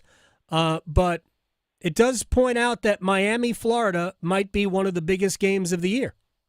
It is, and this is not the NCAA tournament in basketball where strength of schedule really does matter. I think that with the 12-team playoff and basically an automatic bid for your champion, you don't need to do this. And by the way, Jim Phillips has already told everybody to stop scheduling non-powered conference games on the road, which is why NC State opted out of a game at Boone here. I believe it's next year. So you'll see, I think, more schools starting to drop games like that. But yes, I think right now the best thing to do is to dumb down your schedule as much as possible. Look, Alabama's gotten away with it for years. Obviously, they've got the strength of schedule in the SEC where they can get away with it. But, I mean, when you play UAB and Nicholls State and those kind of teams, it doesn't matter as long as you win your conference and you've got a name. Yeah, that is 100% true. I get one Power 5 non-conference opponent is fine. And NC State does that very well this year. They play Tennessee. To me, I think NC State has the perfect non-conference schedule. Every school in the ACC should take the same exact model and do it. And we don't. You know who gets credit for that? You know where that came from? That is Debbie Yao's stamp on that. And Boo Corrigan, to his credit, has done a really good job of continuing that. Debbie Yao, an ACC legend in 2 different spots, although I guess she's a Big Ten legend too. I don't know how that works. Brett Friedlander, Saturday Road ACC columnist at BFriedACC on Twitter. I thank you, man. I appreciate your time. We will talk again very soon. Thanks, Adam. Talk to you later. You got it. Brett Friedlander here on the Adam Gold Show. NFL football tonight. Hall of Fame game in Canton. I have no idea. They repaired the field. Remember when they had to cancel the game because the field melt? I think so. Something like that? Mm-hmm. We'll talk to Ryan Wilson of CBSSports.com next. Serving it up hot and fresh every day. Adam Gold on the North Carolina Sports Network. The world's best athletes are in Paris going for the gold, and 99.9 The Fan will help you follow them for all 16 days of the Summer Games. Through August 11th, listen for all the action from across the Atlantic. Check in often for event reports from Paris and the updated medal count as Team USA takes on the world. Updates from the Summer Games on 99.9 The Fan are presented by North Carolina FC. Get your tickets today at northcarolinafc.com. Adam Gold here from my good friends at FanDuel, America's #1 sports book. And this is the place to bet the games this week. Right now, new customers can get $150 in bonus bets if your first $5 bet wins. Then you can go and do anything you want on all your favorite international teams in all your favorite sports. Basketball to badminton, soccer to swimming. FanDuel's got it all. Don't miss your chance to score $150 in bonus bets if your first bet wins. Go to FanDuel.com/AdamGold to sign up and start betting the games today. Make every moment more with FanDuel. 21 or over and present in North Carolina. First online real money wager only. $5 first deposit required. Bonuses issued as non-withdrawable bonus bets that expire 7 days after receipt. Restrictions apply. See full terms at FanDuel.com/sportsbook. Gambling problem? Call 877-718-5543 or visit morethanagame.nc.gov. Picture this, the perfect summer barbecue. No stress, no responsibilities, just all your friends, burgers sizzling, hot dogs cooking, Pepsi Zero Sugar fizzing, and a backyard of very, very happy people. Oh yeah, we could get used to this. Very, very used to this. Grilling, better with Pepsi. For a limited time, get 2 20-ounce Pepsis for only $4.25 at Refuel. So hurry in and enjoy an ice-cold Pepsi today. I feel like I'm constantly cleaning hair off my bathroom floor. At least my Swiffer sweeper makes it easy. Sweeper heavy-duty dry cloths have ultra-thick pads to trap and lock hairs, like a hair magnet. And when I'm finished cleaning up my hair, Sweeper takes care of his too. Now the hair's gone, all thanks to Swiffer. Try Swiffer Sweeper heavy-duty dry cloths. I promise you'll love them or your money back. And also try Swiffer Sweeper Wet to make quick work of tough, sticky messes. Hey, it's Roger Moore, CEO of Loan Pronto. If you're like me, you're getting crushed by rising costs of everything these days. I get it. It's brutal, and credit card rates are ridiculous and going higher. That's why at Loan Pronto, we launched our Express Equity Line of Credit to bring you the relief you and your family need, using your home, your most valuable asset. We've helped thousands of people like you get fast relief with cash. The average homeowner who does this gets tens of thousands in just days and is able to save $850 per month in overall expenses. I'm talking life-changing money, your money that you have access to right now. Listen, if you're ready to get control of your finances and get off the hamster wheel, call Loan Pronto. You can get approved for Express Equity Line of Credit in just minutes, and we can get your cash in less than a week. Stop digging a deeper credit card hole today. Call Loan Pronto now. 919-381-1760. 919-381-1760. LoanPronto.com. 919-381-1760. Equal housing lender. NMLS 166-1781. Subject to lender approval. NMLS consumeraccess.org. Why'd the kid jump off the boat? I don't know. Why? Peer pressure. Oh. Good one, Ned. Ned isn't funny, but Ned owns a boat, and you don't. So every time Ned tells another one of his unfunny boat puns, you're going to laugh loud and keep on laughing until you get a boat of your own. A pier where you put a boat. Yeah, I get it. And when you do get a boat of your own, make sure you save money by bundling it with your home, auto, or other vehicles with Progressive. Progressive Casualty Insurance Company affiliates and other insurers. Not available in all states. This is Adam Gold.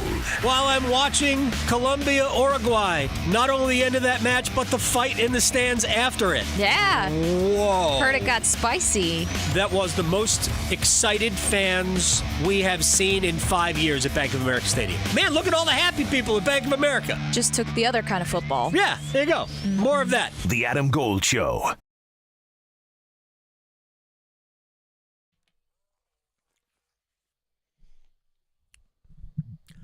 It's the Adam Gold Show. I am Adam Gold. Victoria producing the program. The NFL returns tonight. Hall of Fame game in Canton, Ohio. And maybe not too much to talk about that, but talk about the NFL in general. My friend Ryan Wilson, CBSSports.com, joins us. All right, sir. A couple of years ago, the field melted. Did they repair the field? Is everything cool with whatever the playing surface is now in Canton? I hope so. I'm not in Canton, Ohio right now, but that's a bad sign. It's so hot outside, and these games are obviously played in August, right around the weekend of the actual Hall of Fame induction ceremony. And it's not a professional field. I think right. It's a ceremonial field that they use. So I think they've upgraded the turf. We've had guys, get injured in years past. Sean Sweetson, the kicker for the Steelers, I don't know, a decade ago, really messed up his knee, and his career was ended because of it. So hopefully they've sorted that out, and no one's shoes are melting or the turf's melting, and we can just watch what we'll just politely call football.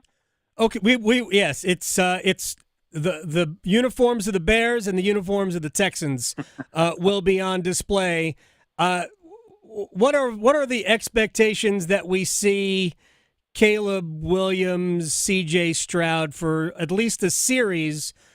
So, the broadcasters can say, hey, they played. There's a better chance that you start for quarterback on one team and I start for quarterback on the other. We're not going to see those guys. All right, we're starter. You're breaking up a little bit, Ryan. So let's give this one more shot, and if not, we'll call you right back. Quarterbacks have been all over the place, and in fact, it's in terms of news, and it's caused a lot of media feuds over this quarterback is worth this quarterback is worth that. Are we calling Ryan? Are we trying to call Ryan back? Did we lose him? We lost him entirely. So the question that I was about to ask kind of doesn't really matter since he wouldn't have heard it. So we'll get to Ryan right here in just a second. I saw. Who was it? Louis Riddick. We've seen Dan Orlovsky. We've seen Chris Canty from ES. We've seen all these feuds regarding which quarterback is worth this. When you look at all the money being doled out to quarterbacks, Ryan Wilson, is this, these guys are going to get paid, or do you think maybe we're paying too much money to guys who are just good and not necessarily great? Yeah, that's on me, Adam. I apologize. That's the fine. Hall of Fame football got me retribution as I was doing the Hall of Fame version of calling with poor reception. In terms of I'm assuming we're talking about Tua Tagovailoa here. And Jordan Love. Here's the thing, and this is what I always say to people that have the premise that you just presented to me. All right, what's plan B? Because we've seen glimpses of Jordan Love. We've seen a little bit more of Tua when he's healthy. And I'm of the opinion that these guys can excel in their current situations with the current coaches and the young players around them. And perhaps you can bring in other guys that can excel as well. But then you're talking about the ramp-up time needed to do that, whether it's 12 months or 24 months. And then you're talking about you got to pay those guys as well. Right. And unless there's a Brock Purdy out there that you feel pretty good about drafting in the seventh round, can come in and just dominate like a top 10 quarterback. I think I don't want to call it a rock and a hard place because I think there's a lot of upside to Jordan and there's upside to Tua as well. But it's the nature of the beast when you're talking about the quarterback position in particular that you got to pay those guys. Right. You don't have to, but the alternative is one that is an uncertainty, and you might be going down a road you might regret a year or two from that. So here's my follow-up to that is that the Miami Dolphins, if you look, this year it's not an issue because the cap number total for Tua, Tyreek Hill, and Jalen Waddle is $50 million total, which is amazing. But next year it's $114 million. The following year it's $141 million. I mean, unless the salary cap goes to $400 million, and I know there are new TV deals coming, but owners are never going to do that. So unless the salary cap goes to there, how do the Miami Dolphins field a good enough team with so much cap space, almost half 2 years from now, almost half devoted to three players? Yeah, a couple things. First, since I also cover the draft, this is why you got to hire good scouts and personnel guys to fill out the rest of the roster. That's part kidding, part serious. But the other thing that might be instructive is let's just wait and see what the Cowboys do because they're in that situation right now, right? Yeah. They're going to have to pay Dak $50+ million. They're going to have to pay CeeDee Lamb close to $30-ish million. They're going to have to pay Micah Parsons around $30 million. And the salary cap's around $250 million right now. As you know, it's going to go up, but is it going to go up exponentially? No. So you're going to have to make some tough decisions. The Dolphins did that with Christian Wilkins. They let him walk, and he signed with the Las Vegas Raiders, and he got paid handsomely, as he should have. But the Cowboys are in a pickle as we sit here, and Jerry Jones has been selling the doom and gloom. But I give the Dolphins credit that they didn't drag their feet like the Cowboys are currently doing and that they have historically done in terms of not paying their players. They got out in front of it as much as you can. They re-up Jalen Waddle, only $26 million. That's Adam Gold money right there. Right, exactly. Tyreek wants more money, right? But I think there's a situation where he's not going to be back after next year. He's currently making $30, and he's 30 years old. And then you have Tua, and you can work around those things with the understanding that you can't keep the band together forever. See, that's what I said this the other day. To me, the Jalen Waddle contract and maybe the desire to keep Tyreek Hill around meant that they weren't going to pay Tua. And then when they paid Tua, my first reaction was, yeah, I'll bet you they don't pay Tyreek. Right. Because by the way, the cap numbers for Tyreek Hill next year, $34 million next year is not that big a deal. But how can a wide receiver have a cap hit of $56.3 million? Because that's the cap hit 2 years from now. There's no way he plays for Miami on that number. Correct. Either whether it's a new deal in which he takes something a little more affordable, quote unquote, in the eyes of the Dolphins, or if he's elsewhere. And I think elsewhere probably feels like the right answer. Ryan Wilson, CBSSports.com, is joining us here on the Adam Gold Show. Let me ask you specifically about the Bears, because Victoria asked me this question before, and then we'll get to a little bit about the Panthers before we say goodbye. The Bears with Caleb Williams, and I have no idea what early practice performances mean at all, but DJ Moore just gets a new contract. They've got Rome Odunze, so they are building an offense. If they can block, they have a chance to be a pretty good offense. Should they be thinking we could be a playoff team this year? Yeah, absolutely. And I say that in part because of the players you mentioned, but the blueprint was laid out last year in Houston, right, with Bobby Sloat, offensive coordinator there, and with C.J. Stroud. And the question, and we talked about this to death in the lead up to last year's draft, is it C.J., is it Bryce? Obviously, the Panthers like Bryce, but no one, and if anyone tells you this or not telling you the truth, knew that C.J. was going to be who he ended up being in Houston, because we just didn't see it at Ohio State. And I think we know what Caleb can do athletically and off platform. It's just a matter of bringing that in and playing on time. And I think, this is the time of year where you hear very few bad reports about anything. So he's doing well, just like everyone else is. But I think the upside for the Bears is that their defense is actually better than the Texas defense was a year ago. And they have some dudes on that unit. And I think that's going to help if there's any growing pains with Caleb early. And there probably will be. That's not a surprise there. But week one a year ago, the Ravens did a number on C.J. Stroud, and then they dialed back the playbook, and things went positively from there. But I feel pretty good about this Bears team. The issue is they're not in the AFC South. They're playing with, obviously, the Lions are in that division. We just talked about Jordan Love and the Packers. We'll see what the Vikings are doing. So it'll be a little tougher road. But if you told me they won 9 or 10 games, I could see that, because they are that much better offensively. Ryan Wilson, CBSSports.com, is joining us here at Ryan Wilson CBS on Twitter. Panthers and the NFC South, it ain't the toughest division in the world. Is Tampa the class, or is Atlanta the class? Is there a class? And what do you think the best case scenario is for Carolina? I think it's wide open, but I think it starts with Tampa, and people keep selling Tampa short. But last year, they did really well with Baker Mayfield, and they have playmakers on both sides of the ball. I think the Atlanta concern isn't Kirk Cousins coming back from injury, because I'm not concerned about that, or drafting Michael Penix as a distraction. That's not a concern either. It's that their defense is so historically bad that how much can they help them pick things up if they need to do that over the course of the season. And that's where things differ for me. I think the Saints are here's the thing about the Saints that's sort of funny. They won the same number of games last year as the Packers. No one on planet Earth would know that unless you went back and look at the standings, which is what I did. But Derek Carr, if he's average to slightly above average and the defense is actually pretty good, you're going to win 7 games in that division. Then you just got to get lucky and win 2 or 3 more. And I think that brings us to the Panthers. You guys would know better than me, but just from afar, I love everything that Dave Canales has done so far. Yeah. It feels like Bryce is a little more comfortable. It's great to see Jonathan Mingo playing like he did at Ole Miss and not playing like he did last year when many rookies struggle. That's great news. And Xavier Legette's a fun story who I think is going to add some much-needed athleticism and playmaking ability down the field. They'll get Jonathan Brooks back when he's healthy. So there's a lot of reasons for optimism.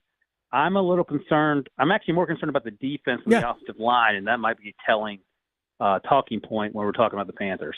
Yeah, I think, first of all, bringing in however many pounds and however many millions replacements at offensive guard, so 2 new offensive guards and a new center. They'll have the 2 same starting tackles, barring injury, Moten and Ekwonu. Icky's got to obviously be a much better player than he was a year ago, but they're also going to be, I think, a run-first team, which benefits Ekwonu a lot on the left side because that's what he does best. I think their offensive line will be better.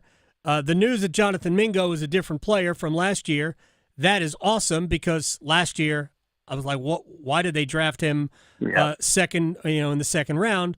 But they're obviously going to be a better – they'll have more options for Bryce Young. And as it turns out, I thought going into last year that having a lot of different minds and a lot of different offensive philosophies I thought would be a good thing. Man, nothing could have been further from the truth because there were just too many different philosophies. They didn't – not only were the personnel poor for Carolina, but as it turned out, the coaching philosophy was also poor. I don't even blame Frank Reich. That to me came more from upstairs than anything else. But, man, it was just a perfect storm of bad for Bryce Young. What did you think of him coming out of school? Loved him, and I still love him. And we talked about the rookies every week last season on the With the First podcast I do with Rick Spillman. And so we went over every C.J. Stroud throw, every Bryce throw, every Anthony Richardson throw, and Will Levis throw when those guys were healthy. And Bryce had a lot of bad, but there were moments of good. The biggest issue for me is sort of the things you're talking about. The offense was very stale. You had a million voices in the kitchen trying to come together and make something, and what they made was you couldn't serve it to anyone. And the big issue for me was the footwork, and I think Dave Canales has talked about that throughout the off season. But there were glimpses of some true specialness that we saw at Alabama. Just a matter of seeing more of that. And the other thing, Adam, and you know this as well as I do, there was no one, and I can't stress this enough, no one getting open, creating separation last year. And I think with the addition of Xavier Legette, with Jonathan Mingo taking that next step, because he's a big, physical, fast receiver, I think there's opportunities now to see some of the Bryce Young that we saw at Alabama, which is certainly going to be a welcome relief to David Tepper and all those that he employs on the org chart below him. I'm sure they'll be happy to see that as well. All right, final thing. Aaron Rodgers and Garrett Wilson, we've now seen twice them going back and forth. Aaron Rodgers going at Garrett Wilson on video at practice. I don't care. I think that stuff needs to happen anyway. And Rodgers he sees Garrett Wilson as, man, you could be one of the best wide receivers in the league, and he's trying to get the most out of him. Aaron is also looking at the clock ticking on his career, and he wants one more shot at being good. In terms of being on a good team. What do you think the Jets are capable of this year? Well, I think you're right. I don't care. And whatever you think of Aaron Rodgers, he's going to be a first ballot Hall of Famer for a reason. So he has rights to say what he wants to these players and get the most out. And Garrett Wilson's a special player, to your point. Mm-hmm. In terms of the Jets, like every team, it feels like we talked about here, it's going to be the offensive line. They went out and traded for a couple of elder statesmen, if you will. Yes. Signed a couple, and Morgan Moses and Tyron Smith. And if they stay healthy, that's great. They drafted Olafashinu as a long-term solution, and that's great as well. The defense is going to be lights out. But I think if you want to have a real chance to compete offensively, you have to protect Aaron Rodgers. We know the 4 plays last year, and he was done. The offensive line should be on paper much better. But, again, the guys they're bringing in have battled to stay healthy. But if you do that, people are sleeping on the Bills, which is sort of funny. You and I talked about the Dolphins a moment ago, and they don't typically show up in December, so we'll see if that changes. And I don't think anyone thinks that the Patriots are going to turn a corner.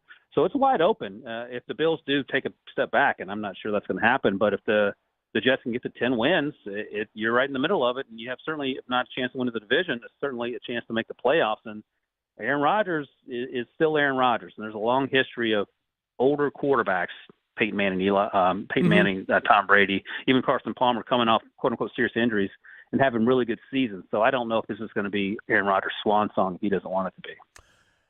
It's going to be interesting. You mentioned that defensively, the Jets are just freaking loaded defensively. That defense will keep them in games. I love Allen and the Bills. I don't know what their skill positions are going to look like because they basically, even last year, they weren't awesome at the skill positions. Tight end is fine. Is Coleman going to be really good at wide receiver, replacing all that they've left? But man, Josh Allen, he takes such a bad rap for the mistakes. But there's no team in the league other than maybe Kansas City that has asked their quarterback to do more heavy lifting than the Bills have asked of Josh Allen. And I put Lamar Jackson in that category, although he's probably right behind him. But man, Allen is the entire offense. I think he is an elite player. If he had a little bit more help, I think they could win a Super Bowl. Yeah, you'll get no argument from me. They fired Dorsett in the middle of the season at offensive coordinator and felt like the things were teetering. They brought in Joe Brady or has promoted him, and there's a little more balance in that offense. It still gives me pause when I see them running Josh Allen, but Josh Allen is one of those players that he's a football player. He's not a quarterback, so he's going to do whatever it takes. And if that means taking on linebackers and safeties, he'll happily do that. And it typically comes out on the other side of it. But to your point, there's very, very few guys doing as much as Josh Allen is asked to do and carrying that football team and doing it at such a high level. Does he come with turnovers? Yeah, but he's having to do a lot. Crazy. And John Elway said the other day his biggest regret as GM of the Broncos is drafting a very good Bradley Chubb and passing a very even better Josh Allen, because without a quarterback, you got nothing. Yeah, John Elway has done well at signing once,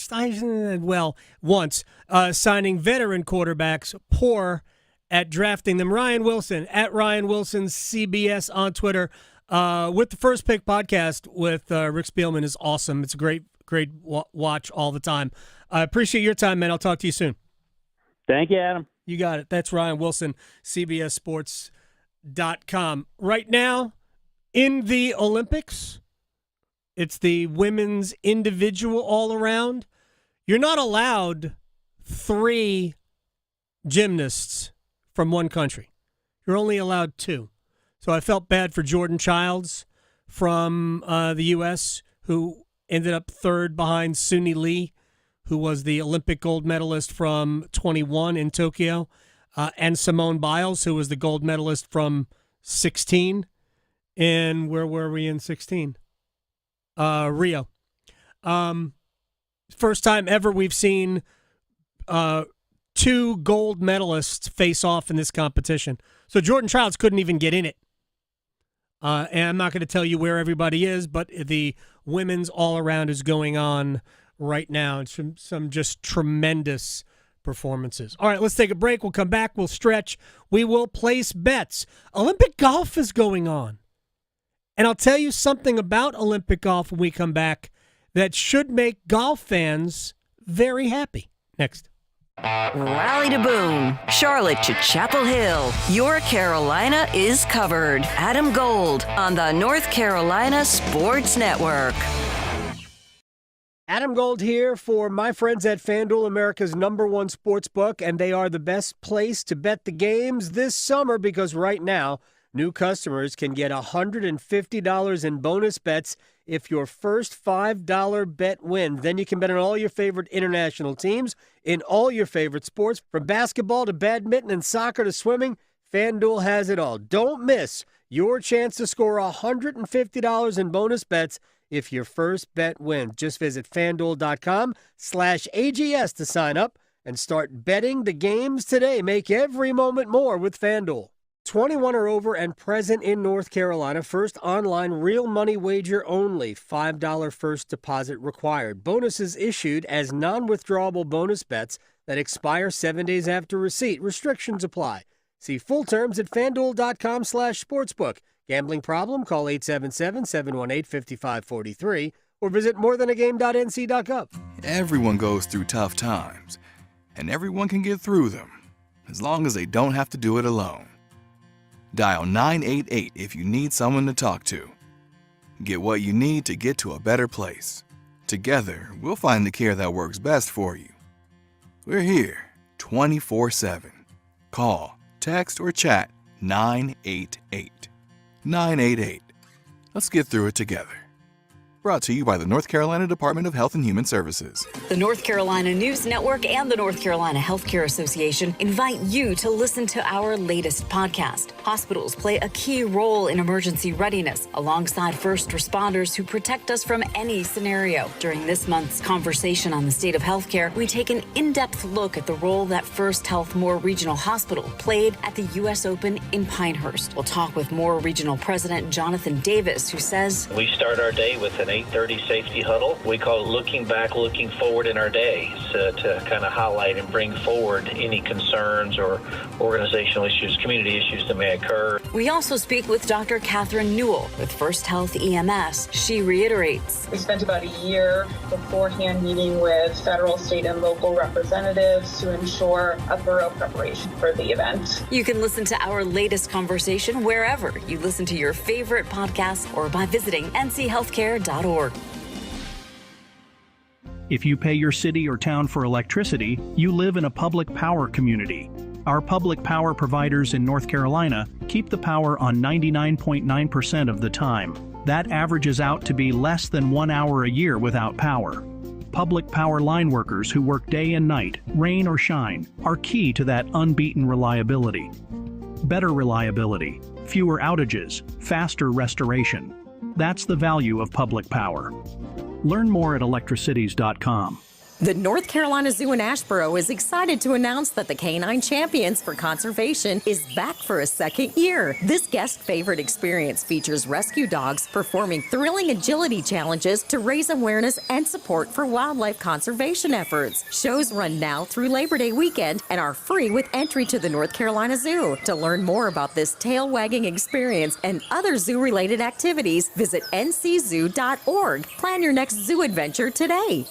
At North Carolina Farm Bureau Insurance, we believe that getting to know you is the best way to protect what you love most. We have friendly agents in every county to help you prepare for the unexpected. And when life doesn't go as planned, our award-winning claims team will be with you every step of the way. Find a local agent today at ncfbins.com. North Carolina Farm Bureau Insurance. Helping you is what we do best. This is Adam Gold. Subway Series, Game 2. Mets, Yankees should be fun. Good luck to the Yankees, not at all. The Mets are underdogs at home, plus 110. No respect at all for the team that is playing the best baseball in the month of June. How McRude. The Adam Gold Show.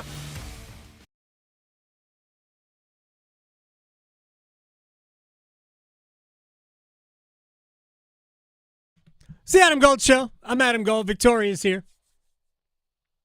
So what did you do yesterday? Yesterday was a lot of prepping for the trip to Chicago. Okay. So laundry. Prepping. Oh, okay. Yeah, like laundry and that stuff. Right. And, trying to get some Biff time in because, I'm going to miss my boy. When do you leave? I saw on Twitter Biff rolling around in the grass. He was living his best life yesterday. It was adorable. It's tremendous. I had to share. Yeah, he's super cute. So when do you leave? Well, Friday is when we start the trip. So it's splitting in twice. Yes. Okay. Splitting it in half, and I'll be up there for like 10 days. Oh, my gosh. Mm-hmm. Coming back, that's Sunday the 11th. So Monday, I'll be in the studio, but I'll be tired. All of that deep dish pizza. Oh, yeah. I'm going to roll into the studio. I'm just going to eat my way around Chicago. That's fine. Wrigleyville. Chicago dogs, Italian beefs, and deep dish pizzas. Especially after watching The Bear. Yeah. I've not seen it. Oh, man. It's good. I've heard it's great. But the Italian beefs, I've never actually had one in Chicago because I've always eaten everything else. But now it's on the list. All right, and you're going to Wrigley Field, so... Multiple times. So please don't stink, Cubs. Please. Thank you. It's a tough ask, isn't it? It's a big one this year. It's a big one. It is a difficult ask. I know when you're there, you'll hear a lot about the Bears. We have the Hall of Fame game tonight, Bears and the Texans. Real quick, I mentioned Olympic golf before we get into stretching and placing bets. First of all, the Olympic golf tournament started today. I don't even know the leaderboard. Last I saw was Sami Välimäki or something. Somebody was up there. Xander Schauffele had gotten off to a great start. So it does seem like a regular golf tournament because it is a regular golf tournament. Right. I want for the Olympic golf tournament, I want it to separate itself from a regular golf tournament. There needs to be some reason some unique reason that we are tuning in to watch this. And remember, the Olympics in 28 will be in Los Angeles, and the Olympic golf tournament will be held at Riviera, which is one of the historic golf courses in the United States. They've played PGAs there before, but it's just one of the great venues in the sport. So it's a regular 4-round stroke play tournament, which, yawn.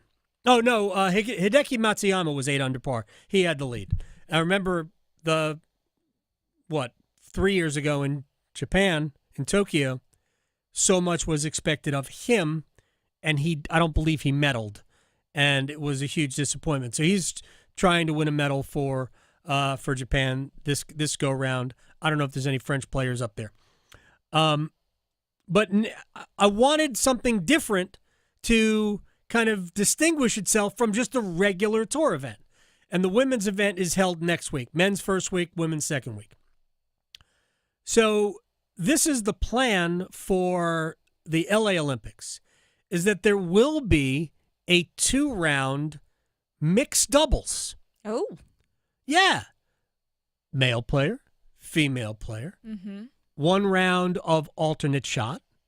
Yeah. If people are familiar with the team formats for the Ryder Cup or the President's Cup, alternate shot, meaning you drive, I play the next shot all the way through the hole.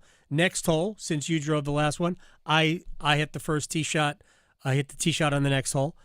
So alternate shot for 1 round, and that's called foursomes. 4-ball, meaning you play your ball, I play my ball, we choose the best score for the second round, and that would be your score. That would be interesting. Mm-hmm. Something a little different. So if you are a fan of golf, whether you're a fan of golf in the Olympics or not, the plan is for something like that to be included next Olympics. That's what they should have done this time. Yeah. But I get, 4 rounds of stroke play, it's kind of the same. But they should have done a team concept, whether it's mixed doubles or just doubles. Yeah. I think the most you could have is 4 players. The U.S. has 4 players. It's based on how many players you have in the top 10 or 15 of the world rankings. But after that, if you're in, you get 2. So you can have a team. Yeah. Anyway, that's what they should do, but they haven't done it yet. Anyway, it's time to stretch. Okay, so since we're starting a new month, what? We are. Welcome to August. It's August. Where is the summer gone? Exactly. You know, I always like to do things to look forward to in the new month. I feel like you just did this at the beginning of July. It does. Yeah, it's crazy. So in sports, we've got the Olympics that are going on until the 11th. The end of my vacation. Then we have Little League World Series. It starts on the 14th. NFL preseason obviously Little starts. League World Series. Yep, 14th. And then new college football season kicks off the 24th. And then the U.S. Open of tennis begins the 26th. So we'll have that at the end of the month. Sports are rolling back in one way or another. On TV, Adult Swim. I don't know if you've ever heard of Rick and Morty. I have not. That's coming back, premieres the 15th. I know some people will be excited for that. And then Lord of the Rings, The Rings of Power Season 2 hits Prime August 29th. So plenty of things to watch on TV. And then no real national holidays. This month, however, there is National Rum Day. Halfway through. National Rum day? Yeah, August 16th, however you want to celebrate that. Vinyl record. I know we've got some friends who, they have a lot of vinyls. I also have a lot of vinyls. That's the 12th. And then National Radio Day, the 20th. So we've got that going on in August. That's about it. And then, of course, things really keep rolling in September. Now, one thing that keeps rolling is people's money right out of their pocket if they are, paying for their kids to go back to school. I thought this was crazy. I don't know, it's been a long time since I was in school, so I know prices are different, but apparently going back to school will now cost you about $586 per child. I don't know if that's that feels like a lot, but this article actually says it's down slightly from last year by like $9. So not a lot, but that's still a lot of money. Almost $600. So per kid. What? Per kid. I guess they're like school, clothes, shoes. Yeah. School supplies, book bags. Yeah. Yeah, it's not costing us that much. No, it's Jack's school has uniforms. Oh, do they? Yeah. Oh. Yeah, which is great, and he's whatever. No, that's good, because then he can't be like, oh, I like this shirt and these pants Can't and this do whatever. It's like, no, you get this. And we didn't like refresh anything from the from last year. Yeah. So what he wore last year is wearing this year. Yeah. If Tough it it still out, fits. kid. Yeah. If the shoe fits, literally. Get new shoes. New shoes. Yep. So this says, if you're having some issues, maybe you should kind of look at how you're spending your money, because they do say that sometimes parents like to indulge and buy for themselves too. Yes. So, Yes. I think that's the real issue. The tax-free weekends? Yeah, We got to be right. coming up on that soon, right? Yep. Oh, yeah, the tax-free weekend. Oh, yeah. We already went through the Amazon Prime Yep. days. Now it's tax-free weekend. So, I don't know. But maybe you can make some more money if you place some good bets. We'll try. Place your bets. Here we are. I bet you slice into the woods $100. Gambling is illegal in Bushwood, sir, and I never slide. Okay, you can own me. I owe you nothing. All right, let's do it. I don't remember what I did. Mark Vientos for the Mets hit a home run the other day. Oh, there Plus you go. 480, yeah. Oh, nice. Yeah. I don't remember. Fake what units, but that's it was, fun. Yeah. Well, since we were talking about my Cubbies, let's kick it off with the game tonight. One of their rivals, the St. Louis Cardinals, are in Wrigleyville. You know what? We got Shota pitching tonight, so I don't think there's going to be a lot he's going to let go by. So give me the Cubbies to win, and it be under 8. That's plus 200. All right, let's do this. Track and field starts, I believe, this weekend. We're pretty much done with the pool, but track and field, I believe, starts this weekend. American Noah Lyles to win gold in the 100-meter dash and the 4x100-meter relay, plus 280. Okay. Why not? I've seen some of these runners, and it looks like their legs are motorized. Like, I could never. Yeah. I couldn't even do I that. can't wait to watch Sha'Carri Richardson. Yes. She's got some unfinished business. Oh, big time. Next up, Miami Marlins are going to be in Atlanta taking on the Braves. The Braves have Morton pitching tonight, so give me the Braves to win, and it be over 8.5 plus 175. All right. The U.S. is playing Belgium in women's basketball. I think that game starts in like an hour. The U.S. is going to crush them to the point where I don't think Asia Wilson's going to play a lot. So USA minus 22.5 and Asia Wilson under 21.5 points. I just don't think she's going to play it. No. Okay. I don't. And my last one, Baltimore Orioles are in Cleveland taking on the Guardians. The Guardians are like sneaky good, and the Orioles are just bad. Not sneaky good. So give me Cleveland to win this one, and it be over 9. It's plus 225. All right, we got a football game today. Gosh, I'm so excited for this. A football game tonight. The Houston Texans getting a 1.5 from the Chicago Bears. Come on. Under 30. Oh, the total went up. It's 31.5 now. Texans, plus 1.5. I'm sorry, it's minus. They are favored. I don't know if that just changed or not. Under 31.5. I might need new glasses. Don't expect fun at the Hall of Fame game, and the field will not melt. Wall of Sound, next. Going beyond the box scores. Adam Gold on the North Carolina Sports Network.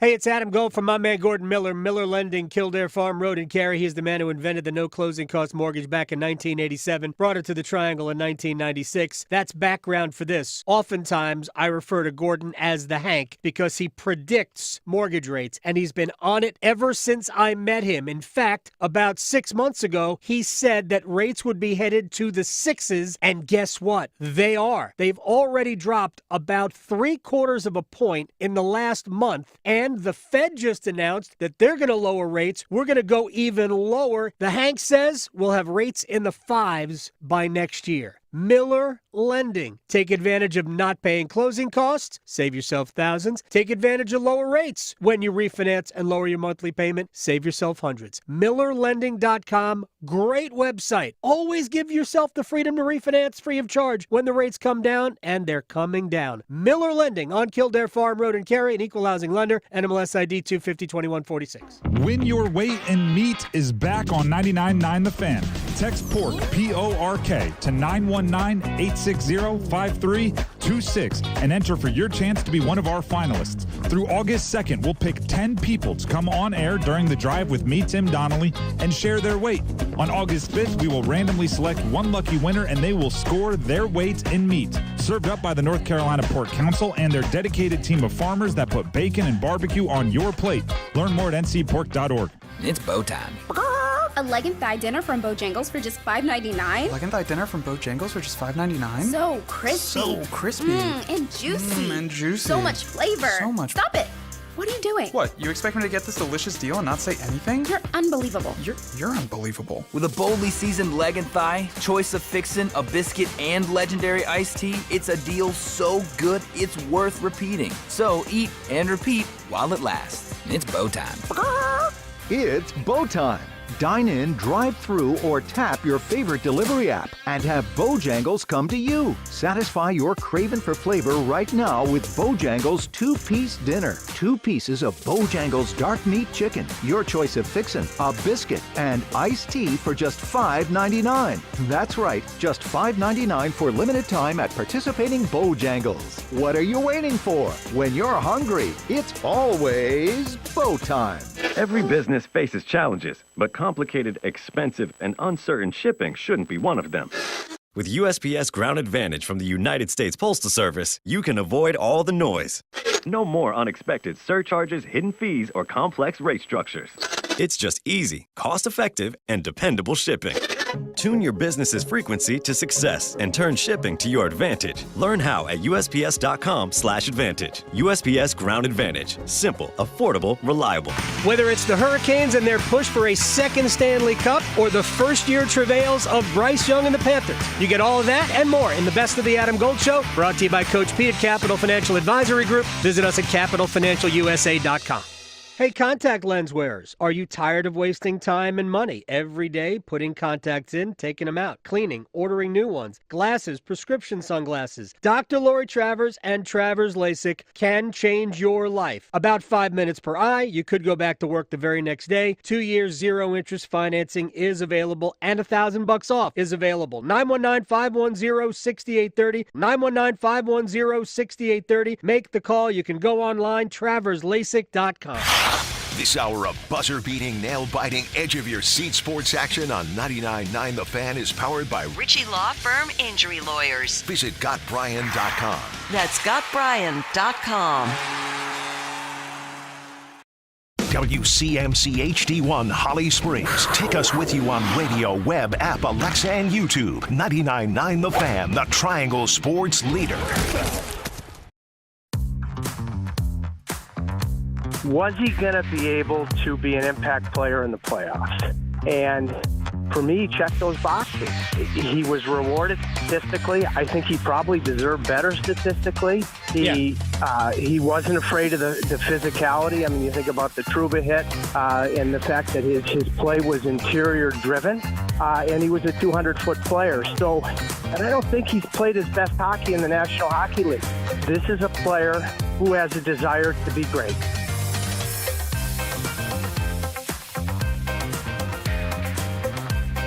It's the Adam Gold Show. I'm Adam Gold. That was Trip Tracy from yesterday.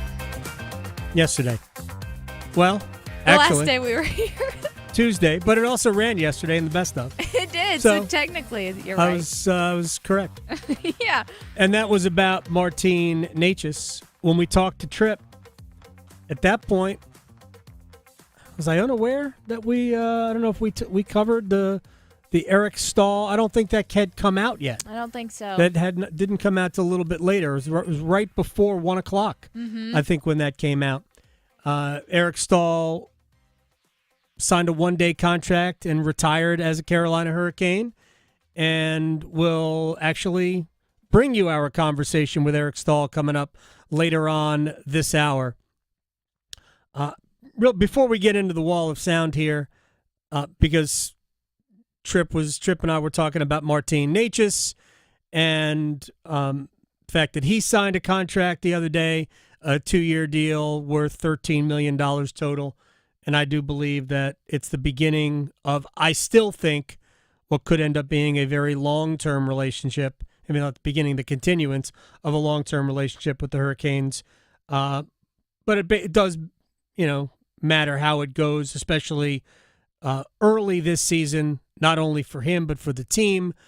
But I do think that Necas is going to have a very, very big season this year for Carolina.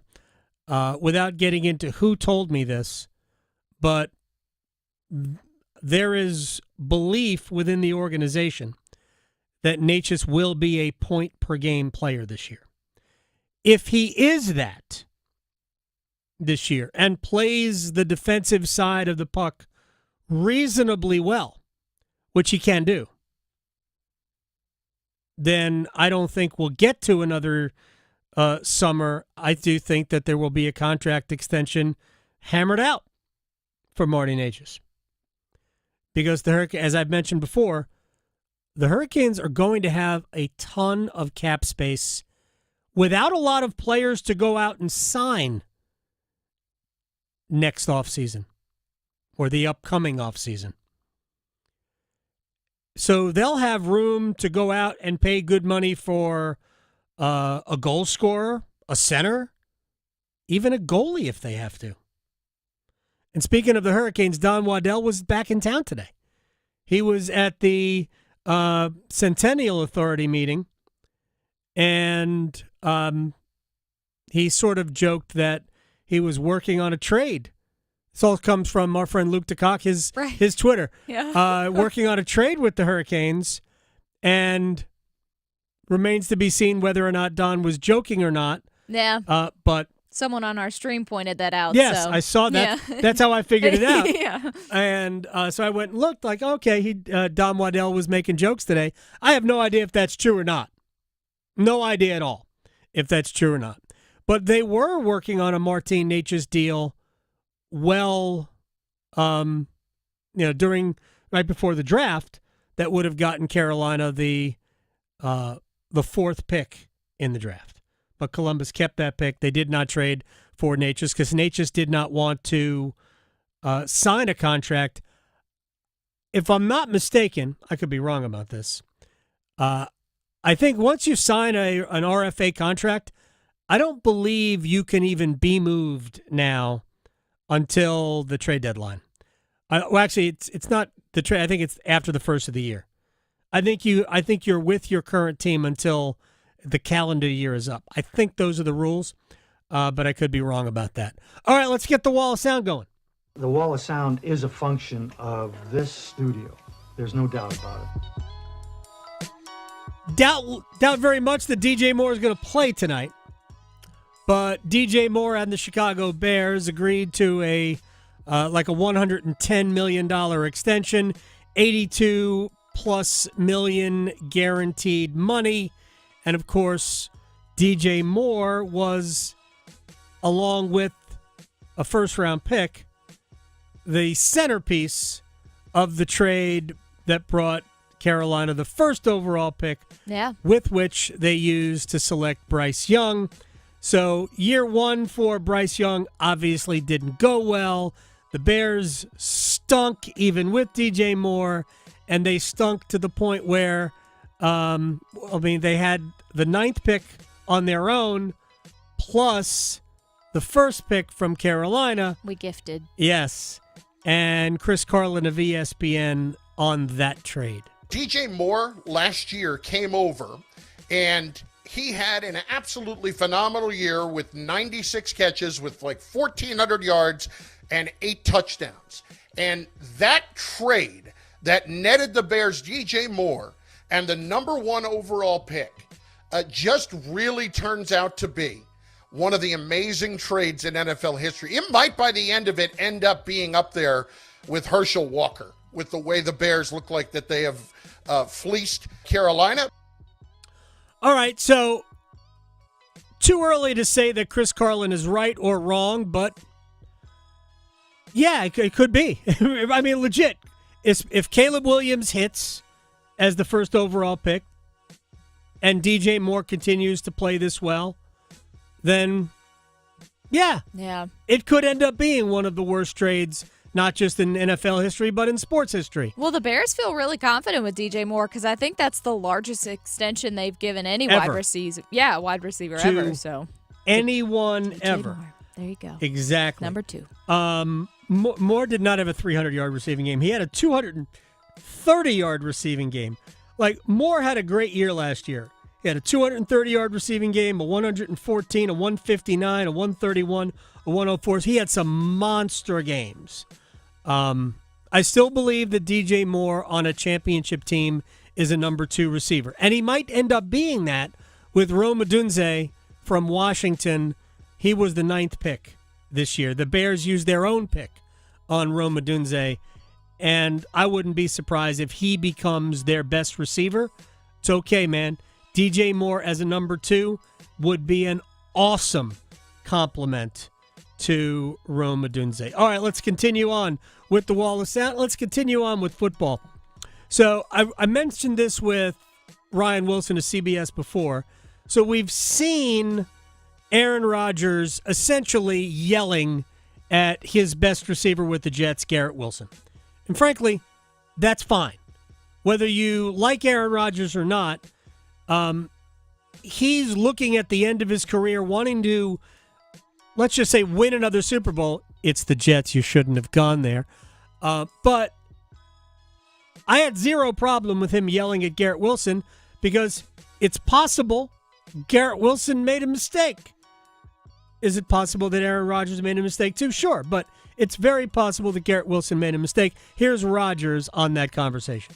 There's often appearance versus reality in life and on the football field, and what it appears to be might not always be what the reality actually is. As far as whether or not we're upset with each other, we're just passionately talking about the details of a situation that might not have to do with either of us. G and I got a great relationship. We spend time together out the field. On the field, there's a way of doing things that we both agree on. Those are good conversations. They might appear to be much more heated than they are, but there's usually a smile on our face afterwards, at least one of us. At least one of us. Look, I saw one of the videos, and I saw Garrett Wilson walking away frustrated at the end of it, but Rodgers was smiling. I did. I saw that. There you go. So maybe that's the one that Rodgers was discussing. Yeah. Look, Garrett Wilson's never worked with a good quarterback before. True. 0. That remains to be seen whether Aaron Rodgers is still in the category of good quarterback. Remember that ESPN list I've referenced, the top 10 quarterbacks? Right. Rodgers was 8th. Yeah, and wasn't Mahomes like 11th? No. Oh, okay, it's a different one. Mahomes was 11th in terms of average annual value on his salary. Mahomes is first in everything. Best quarterback. Other than that. But Rodgers is still 8th. 2 years ago, the last time we saw him, he played most of the season with a broken thumb, or at least maybe a fracture in his thumb, which limited his ability to really sufficiently control the football. Last year, he played 4 snaps before leaving with a torn Achilles, and he's still 8th in the league. That is either a tremendous leap of faith or, yeah, we're just not sure there's that many good quarterbacks in the NFL. All right, one final thing here in the Wall of Sound, and here's Rodgers on playing in the preseason. That's Robert's decision. I've never told him I don't want to play in the preseason. There's a lot of thoughts about whether there's any particular gain from it. We used to play all the time. It wasn't even a question. We played, 10 to 15 the first one, and quarter and a half in the second one, in the third quarter in the third one, and then sometimes, Tennessee would always play their guys sometimes through the third quarter. We would play, maybe a series or two. Now nobody wants to play. They don't want to play their guys. It's different. To combat that, now we've doing all these practices with other teams, so we have 3 of those. I'm assuming those will be like our super heavy days, and then it'll be like the preseason for us. If he decides he wants me to play against the Giants, I'll strap it up and look forward to that. Aaron Rodgers isn't going to play in the preseason.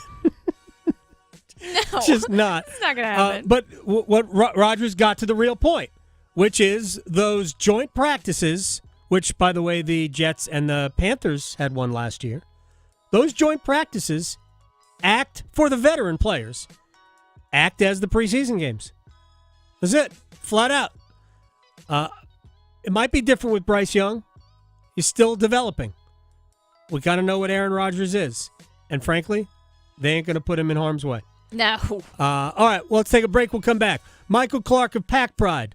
Mentioned it with Brett Friedlander. It's okay to have expectations, folks. This should be a good year for NC State football. We'll talk about it next.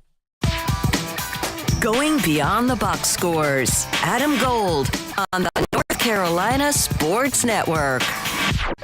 Listen every afternoon for The Drive with Tim Donnelly. To start the ACC football season, the conference is branding themselves as the Conference of Quarterbacks, or more like the conference that needs their quarterbacks to step up. Duke, Carolina, NC State, Wake Forest will all have new starters under center, and their entire seasons hinge upon if they pick the right guy, and then does he live up to the expectations of being that guy. The Drive with Tim Donnelly, 3 to 6 on 99.9 The Fan.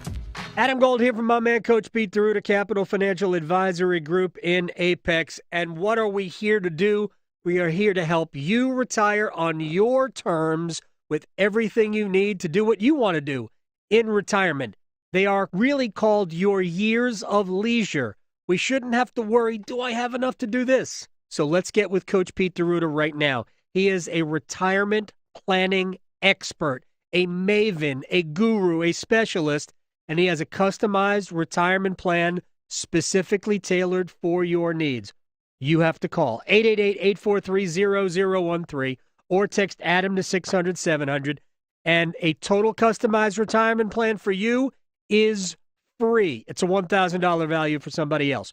Call today, 888-843-0013. Your retirement is important. Let's go to the right guy. Coach Pete Deruta, Capital Financial Advisory Group. Call today. This is Pre-Tection. Yep, Pre-Tection.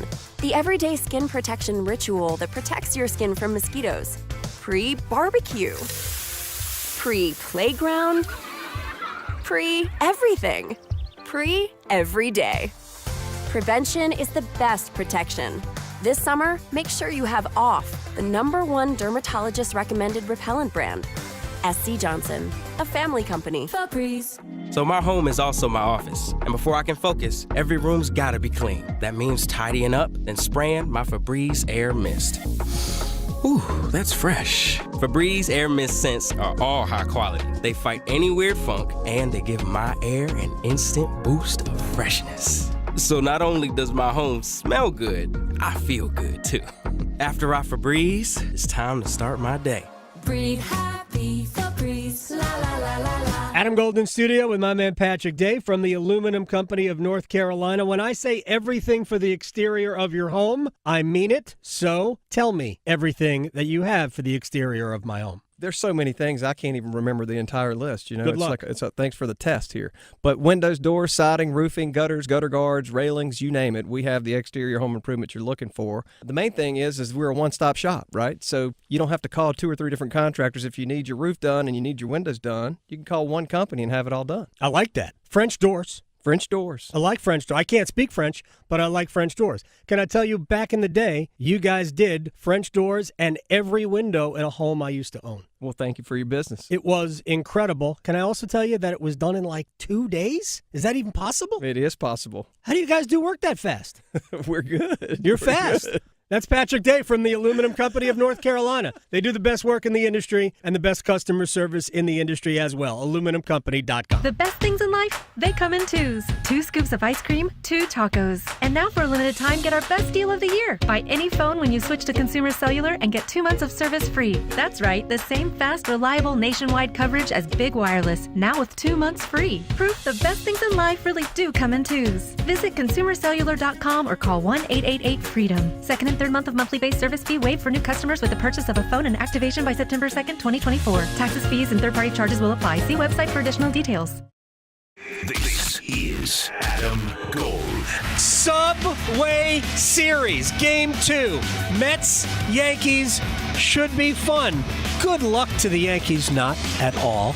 The Mets are underdogs at home, plus 110. No respect at all for the team that is playing the best baseball in the month of June. How McRude. The Adam Gold Show.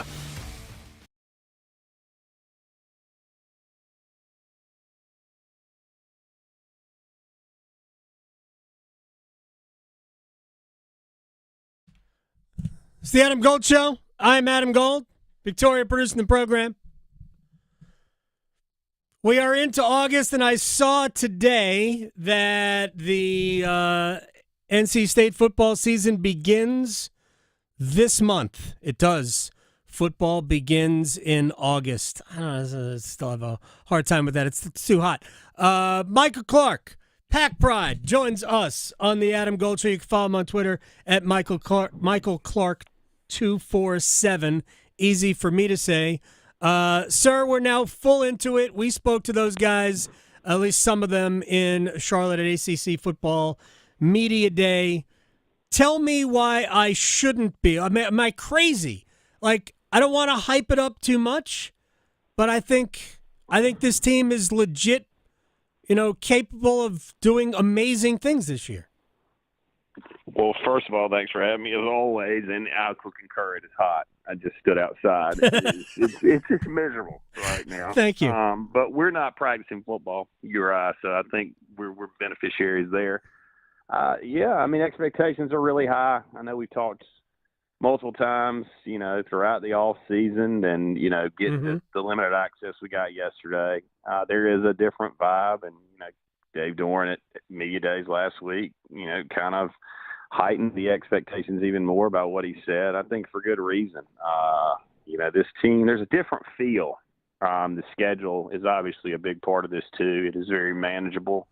You have a lot of older veteran players, some that have been with the program, and then a lot of transfers who've come in who played a lot of football elsewhere. So there is a lot of optimism now. Only thing left to do is go win.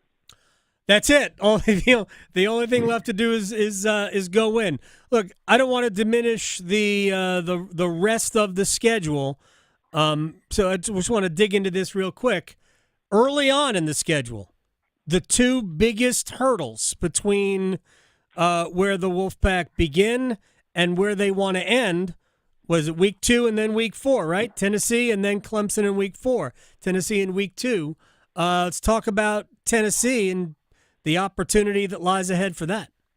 Well, you really got to find a way to win that game. I know everybody's talking about the expanded college football playoff, and 12 spots sounds like a lot. It's really 11 when you give the G5 school. Right. And it feels to me, I don't know how you see this, is that the SEC and the Big Ten, I think with the strength of the conferences, are really going to take a lot of those spots, 3, potentially 4 in some cases. So that number gets really small really quickly, not to put the cart before the horse, but I think NC State's obviously the first goal is to win an ACC championship, and if you do that, you do get to go compete in that playoff. But there's just not a lot of margin for error. It feels like to me the ACC is obviously going to get one school, but that second school, just off the national perception and the way things have been talked about all all season. Just feels, man, is that a stretch to think the league could get 2 teams? I don't know. It makes it really difficult. Yeah, we'll have to ask the ACC's Paul Feinbaum whether or not we can get a second team into the mix. Here's the thing. I'll just pare it down even further, because 4 conference champions will get automatic spots, plus the group of 5. It really speaks to there's 7 spots available. Correct. If you don't win the ACC, there are just 7 spots available. And I agree, the SEC is likely going to chew up a lot of those. I want to see the Big Ten look like a real football conference, because the truth of the matter is that other than Michigan and Ohio State, and OSU was a shell of themselves normally last year, I want to see what the Big Ten looks like on the field. I'm just not going to – I know the SEC is going to have 3 or 4 behemoths. I know it. Texas and Georgia and Alabama and maybe LSU, and who knows who else is going to get into that mix. They're going to have massive, massive teams. I get it. But I think the Big Ten is, let's just see how it plays out. Of all the new players that were brought in by Dave Doran this year, and there are tons of high-profile transfer portal additions, which one do you think will have the biggest impact on whether or not State is playing in Charlotte? Yeah, I've gone back and forth on this, but the closer we get to the season, I originally thought, maybe Grayson McCall doesn't have to be that 3-time conference player of the year, but I think as you get closer and you realize the importance of every week, he's going to have to be really good all year. He's going to have to elevate the play of others. You've got a lot of talented guys, skilled guys that you've brought in that, although we feel great about them, they're unproven. You have a guy like KC who's back, and we know he's one of the best players in college football, Jordan Waters from Duke. And we could go on and on about the weapons that have been added and all the transfers. But I just think it starts with him. And, I like what I've heard, like what I've seen, just watching him in the limited amount we've been able to. And then, some of his tape at Coastal, super accurate. And I think that oftentimes gets lost in the quarterback shuffle. You watch football week in and week out, and the first thing everybody brings up is arm strength. Well, there's a ton of guys all over the country who can throw the ball 70 yards in the air, but they don't know where it's going half the time. He, does not have the biggest or the strongest arm, but he can make all the throws, incredibly accurate. And they all think people always talk about the it factor, and it's, you can never get a definition of what that actual it factor is, but he seems to have that personality where people gravitate towards him being at practice. You would think he had been there for a couple years. He's really kind of made a seamless transition, and he's going to have to really, really play well. I think from start to finish, Dave Doran has given him the keys, and he's got to really seize the moment. Biggest thing, though, is obviously after last year is keeping him healthy. Yes. We could probably say that for every player, but for a player with a history, yes, keeping him healthy is important. Michael Clark, at Michael Clark 247 from Pack Pride, joining us here on the Adam Gold Show. I want to get into Jordan Waters because based on past, philosophy for Dave Doran, he likes to run the football, and yes, Grayson McCall is going to be a big part of that. But there's a reason why they needed Jordan Waters. So KC Concepcion ended up being their best running back toward the end of last season. That's not what you want for your best wide receiver. But the way that Jordan Waters runs the ball between the tackles, home run hitting ability, to me, I understand how important Grayson McCall is, but on the offensive side of the ball, I think that Jordan Waters makes everybody's job easier if he is the player that he was for Duke a year ago. Yeah, I think you're right. I think a big part, though, is for NC State. They've got to be able to run the football better. I think finished 10th in the league last year, 12th or 13th the couple years before. And if you do a deep dive, or even if you take a step back, that's probably the difference between you winning 9 and maybe 10 games. You know, that elusive 10th game, and maybe getting to the championship. I think Jordan Waters, obviously, is a massive addition, but it's, to me, offensive line is the big question mark for me. As much as hype as there is around this team, it was an up and down unit, struggled early in the year, was better towards the end. I thought Garrett Tujay in his first year did a tremendous job just kind of managing that group, because you watched it, they had no depth. Right. You were 5 deep, and your 6th guy, there was a massive, massive drop-off. So, you know, they were able to make some progress. A little concerned, though, that is the same group that is back outside the center, Zeke Correll, who I think at Notre Dame is another big, big addition. You've got to – the group is not the one that's going to just push people around and that mauling type offensive line, but they've got to get a better push up front for these running backs. It's been a kind of recurring theme year over year, and I think, again – Dave Doran knows that. He bought in Zeke Correll, and Garrett Tujay, I think, is a really, really good offensive line coach. So you kind of have to double down on that this year. And another thing with a lot of these guys, Adam, is it's their last year. You know, there's an NFL buzz around Anthony Belton, Timothy McKay, but, you know, they came back. And you come back because you want to increase your draft stock. And this is kind of a put up or shut up year for those guys. They've got to be better from start to finish all year long. And if they're able to don't have to be great, but if they're able to be good, Jordan Waters is going to be a real difference maker, but he needs their help. Final question from Michael Clark from Pack Pride at Michael Clark 247 on Twitter. Peyton Wilson was everything defensively. Now they're going to have a good defense, but is there a player you expect to step up into that role, into that position of do everything type of a guy? Well, I wouldn't go there. I think Peyton Wilson's just a generational type player. I think it's more of a collaborative, collective, however you want to word it, effort this fall. Obviously different position, but Davin Vann is a major leader for them. He's going to be, you know, kind of the heart and soul there. I think the interesting thing for me that I'm really watching is Sean Brown's transition from safety to linebacker.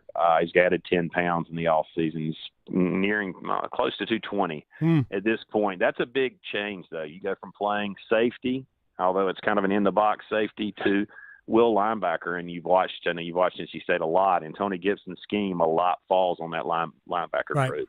So they're going to have to be – there's going to be some growing pains, I'm sure, making that type of transition, but he's going to have to grow up fast. Fortunately, he's a really talented player, really athletic. Sean Brown's a guy that I'm really watching. I think he's kind of a dynamic playmaker, and I think as the year goes on and he continues to get more snaps, you're really going to see him flourish. Michael Clark, Pack Pride, at Michael Clark 247, also gave us a weather report at the beginning of this. It's stinking hot outside. Michael, I appreciate your time as always. I'll check in again very soon. Always appreciate it. Y'all take care. You got it. Michael Clark. Go check him out at Pack Pride for all of your NC State needs, what you're not getting from us, which I kind of tend to get from them. When we come back, Eric Staal checks in from, sauna beers, whatever. He retired as a Hurricane yesterday. We'll talk with number 12 next. Going beyond the box scores. Adam Gold on the North Carolina Sports Network. Adam Gold here for my friends at FanDuel, America's #1 sports book, and they are the best place to bet the games this summer because right now, new customers can get $150 in bonus bets if your first $5 bet wins. Then you can bet on all your favorite international teams in all your favorite sports, from basketball to badminton and soccer to swimming. FanDuel has it all. Don't miss your chance to score $150 in bonus bets if your first bet wins. Just visit FanDuel.com/AGS to sign up and start betting the games today. Make every moment more with FanDuel. 21 or over and present in North Carolina. First online real money wager only. $5 first deposit required. Bonuses issued as non-withdrawable bonus bets that expire 7 days after receipt. Restrictions apply. See full terms at FanDuel.com/sportsbook. Gambling problem? Call 877-718-5543 or visit morethanagame.nc.gov.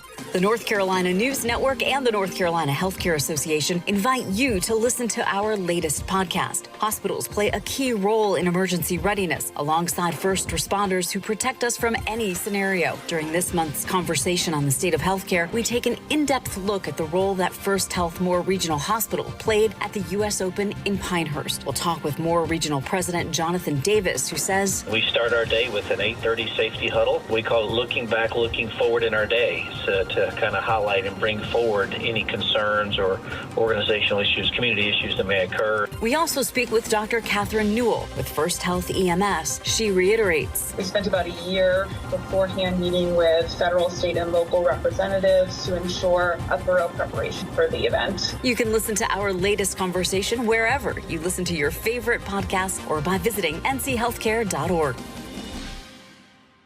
If you pay your city or town for electricity, you live in a public power community. Our public power providers in North Carolina keep the power on 99.9% of the time. That averages out to be less than 1 hour a year without power. Public power line workers who work day and night, rain or shine, are key to that unbeaten reliability. Better reliability, fewer outages, faster restoration. That's the value of public power. Learn more at electricities.com. The North Carolina Zoo is celebrating 50 wild years in 2024. Voted top zoo in the nation, the North Carolina Zoo is centrally located in Asheboro. Bring your family for a day trip or a weekend excursion to connect with nature and make cherished memories. Discover towering giraffes, a herd of elephants, a crash of rhinos, and a flock of seabirds. Plus, ride an endangered species carousel and stroll through the exotic butterfly garden. Plan your next outdoor adventure at nczoo.org. At North Carolina Farm Bureau Insurance, we believe that getting to know you is the best way to protect what you love most. We have friendly agents in every county to help you prepare for the unexpected. And when life doesn't go as planned, our award-winning claims team will be with you every step of the way.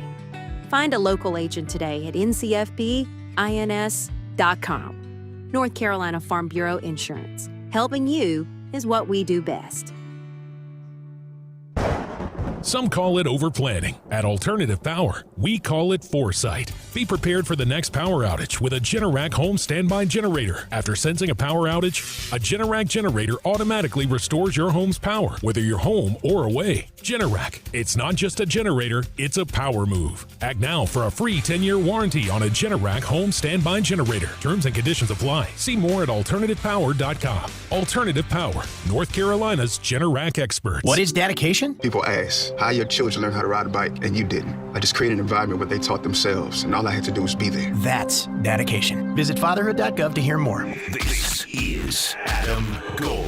I had no idea John is a Cubs fan, too. Yeah, I think that's a prerequisite to being the head coach at Duke. I made one comment about the Cubs to Mike Krzyzewski, goes back a while ago, talked about the pitching staff, and he goes, yeah, but I don't trust Victor Zambrano.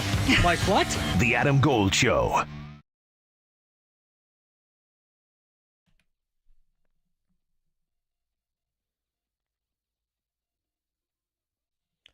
It's the Adam Gold Show. I am Adam Gold. Victoria producing the program.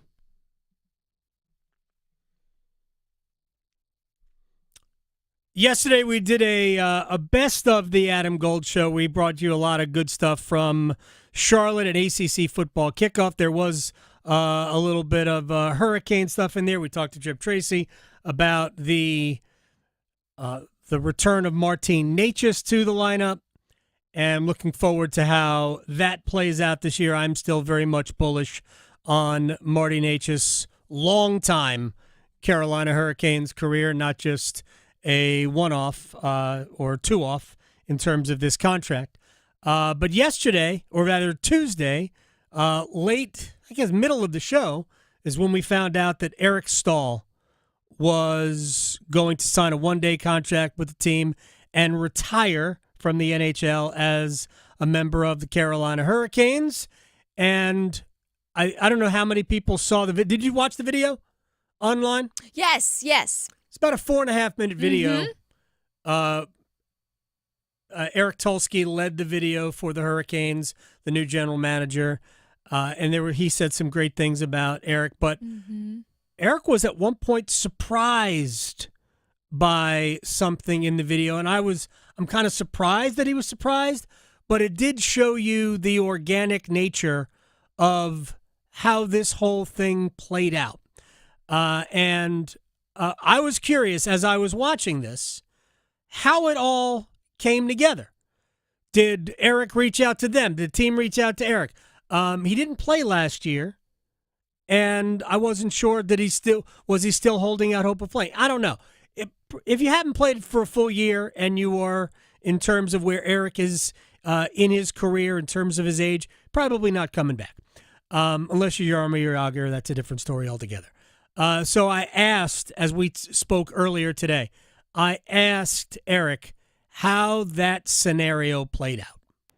Well, I mean, to be honest, I think after playing for Florida and losing in the Stanley Cup Finals, skating off the ice, I did deep down kind of know that was probably going to be my last game in the National Hockey League. I obviously kept the door open a smidge into last season, but I wasn't prepared for what is the National Hockey League season and playoffs. I think if someone would have been really interested and called, I probably would have figured it out and did a little less of the sauna and more of the gym going into last year. But I was prepared for that and kind of invested in my kids and their sports and activities. And then going into this summer, I think I wanted to just make something official. And Carolina, to be honest, it's where I feel I belong. And so I talked to my agent a little bit about it, and I think he had reached out, and there was some mutual interest in just,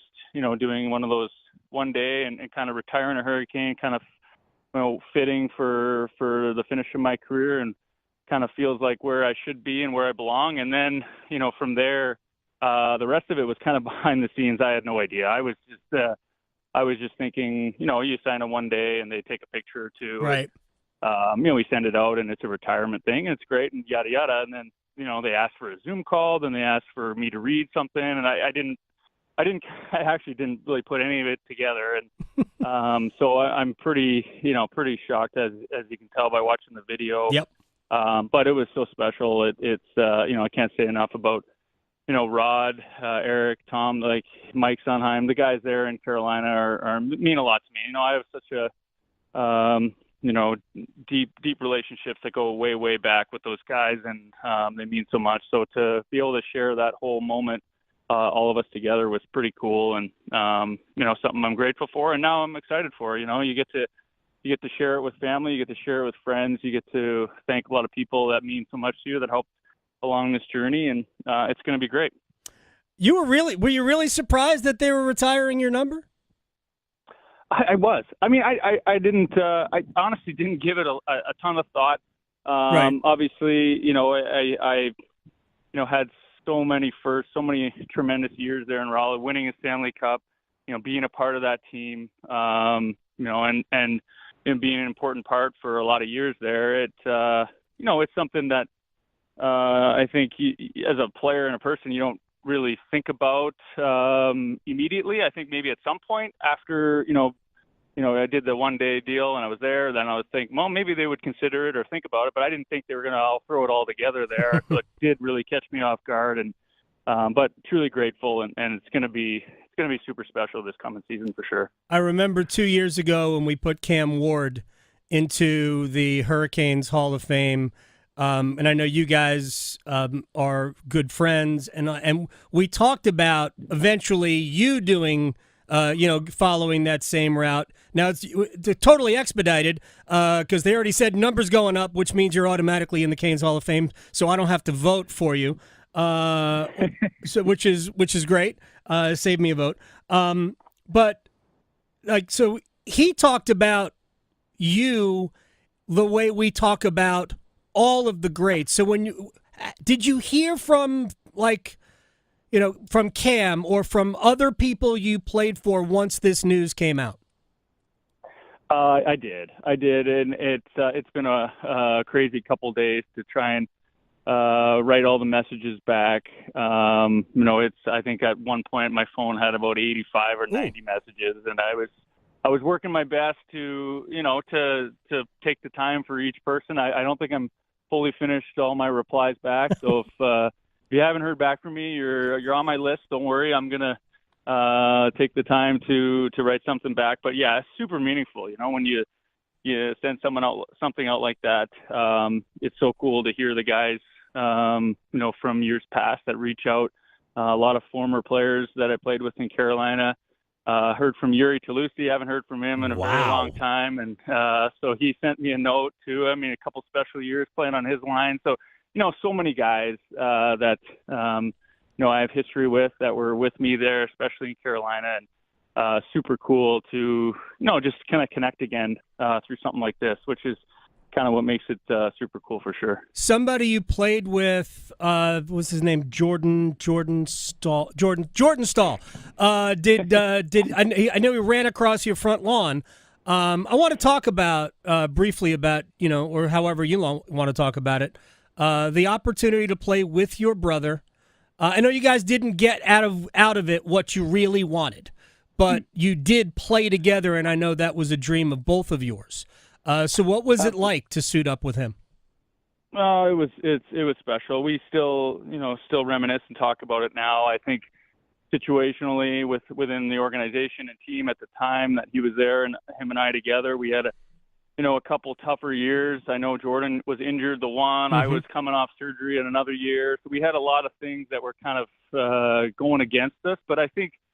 But overall, even looking back on those years together, we were building a foundation of kind of what they have now. And I know Jordan's a huge part of that. And, the reason, they're trending the way they have been the last number of years. And I'd like to think I helped alongside him when we were together there to continue to build that culture because it's so important. That's the only way you have success in pro sports, and especially in the NHL, is if you have the right culture, the right people, and Jordan is that, and it's super cool to kind of see them and where they've come now after being gone. But it was a special time in our lives together, our kids, and just enjoying. It was challenging at times, but also I think that makes each of us a better person and player as we moved on. So super cool for sure, and a memory that we're going to have a long time.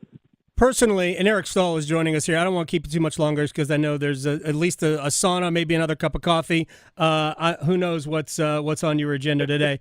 I think just from as much as I've talked to your brother and I've watched his progression as a leader and a captain progress to the point very similar to yours, by the way. And I talked about this on Tuesday when we saw the news, because I covered you from the very beginning, shy, not really interested.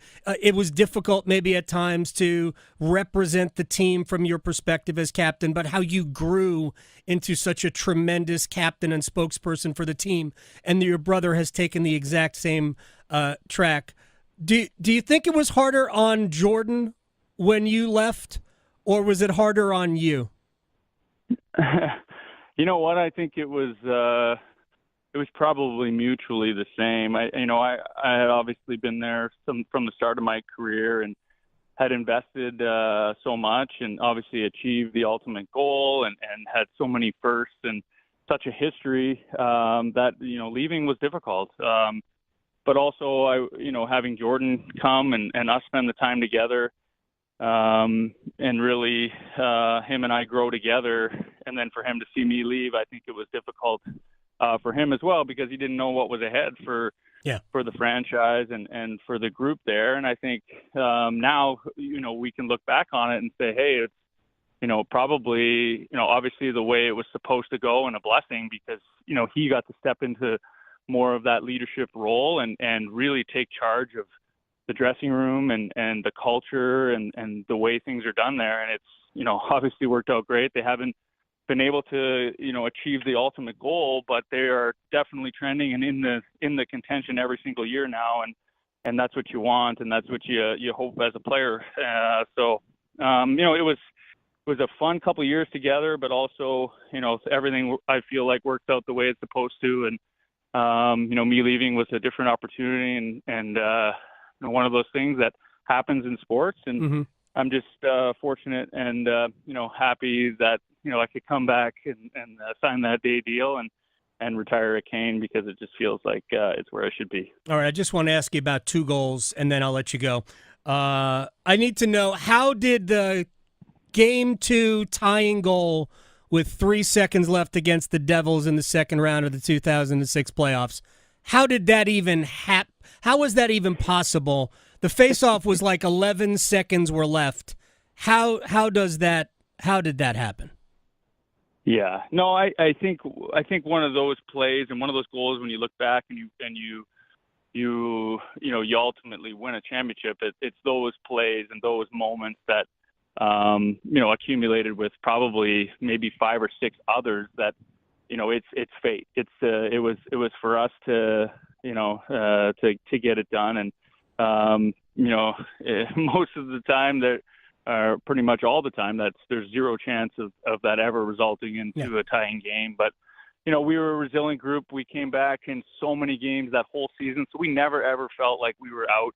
We had such a talented team, so many great players, and when you have that, anything can happen. And that was one of those games where the miraculous thing happened and was able to get in front of the net. Willie made a great play and get it in, and then obviously secret weapon finishing it off for us. And, it's a cool memory to look back on for sure. But I think it's just one of those things when you have such a talented team and group, and you always believe you can do it. Like we did that whole year. Plays like that happen, and pretty cool to remember for sure. The Devils' go-ahead goal that game, I think, was Scott Gomez on a deflection from well out. Great deflection, and I just went, oh, man, series is going to be 1-1. Me. No faith. Chuck Caton used to talk about the hockey gods. That was certainly that. And then no team and maybe no player had more success against Martin Brodeur than you did, Eric Staal. The shock at the Rock, that goal, just an absolute snipe down the right side. What do you remember about that? Yeah, I mean that was a super cool goal. That's one I'll remember for sure a long time. It was a hard-fought series. I mean, we had a fun group of guys. We had a good team that we were competitive. We got real strong second half of the season, and going into that first round, we knew it was going to be difficult, and we were, I think Mo and Ronnie did a great job of keeping everyone, level-headed through the ups and downs of that series. And then even in Game 7, it's one of those things where you just stay in the moment and you just keep playing the game. You keep playing the game, and you just know that if you do that, you're going to get your opportunity. And obviously, UC tying it up late. And then I just remember going out on the ice for that last shift and saying to Rosie, let's just finish it now. And then, obviously Rosie made a good pass to me off the wall, and I got some space, which I didn't have a lot of in that series because the Devils are pretty tight checking, and was able to get a real good shot off and catch him there. But it was definitely shocking, not only for me, for us, but a lot of the fans watching, and pretty cool moment and a memory that I'll keep for a long time. Eric Staal, the number is going to go up, number 12. Hasn't been worn, won't be worn.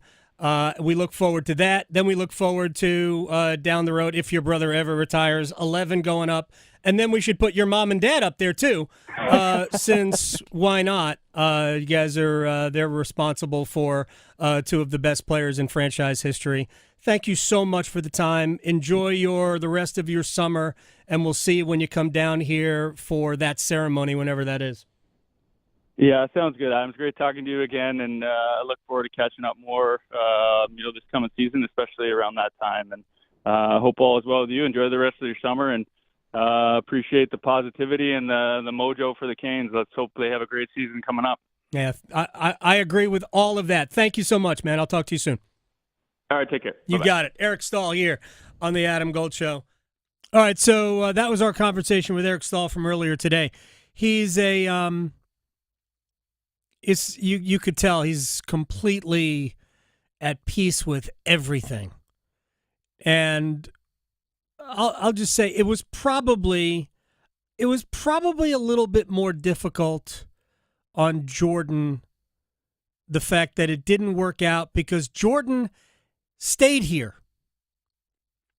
And I remember the years where Jordan was captain. This is before, like he shared, he and Justin Falk shared being a captain. It was so silly. Then there were years where there was no captain. Everybody just wore an A, which frankly has been done before, so that's not out of the realm. But when they named Staal the captain, I remember listening to people, but he's not that, because he's not a high scorer, right? He was Jordan. He's had a couple of years. He actually has a 30-goal season, to his credit. But as his career went on, he doesn't possess his brother's offensive gifts. But his brother didn't possess Jordan's defensive gifts. He's one of the best defensive centers still in the NHL. He's got a ton of miles on him. Remember, he played as an 18-year-old, won a Stanley Cup at Pittsburgh. Matter of fact, it was that year, the 08-09 season, where Jordan Staal and company won a Stanley Cup. But if his last name wasn't Staal, I think fans would have looked at Jordan a whole different way. But he had the burden of carrying that name around. So this team has had a Staal on it since 2004. Eric showed up as a rookie in 2004. He's drafted as 03-04 season. Played the left wing with Ron Francis his rookie season. Then the next year there was no NHL. He played in the AHL all season. That's really where his friendship began with Cam Ward. And then Ward came up as a rookie the following year. But that burden of being a Staal kind of lingered for Jordan. So he was sort of dealing with the fans' frustration that Eric wasn't better. Eric was awesome. Now, Sebastian Aho is ultimately going to have all of Eric's records. All of them will belong to Sebastian Aho. Would it have been different had Eric stayed here and finished his entire, 19-year career? Would it have been different had Staal stayed here for the entirety of it? Probably. Well, he'd have a lot further to go, for real. But that's not how it all worked out. But he's still first in goals and assists and points and games and playoff goals and power play, all of this stuff. He's still first, not playoff goals, but power play points and all that. He's still first in all that.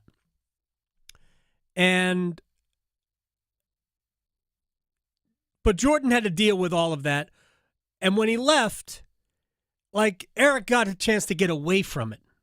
Fans were not great to Jordan at the end. He did mention the injury to Jordan.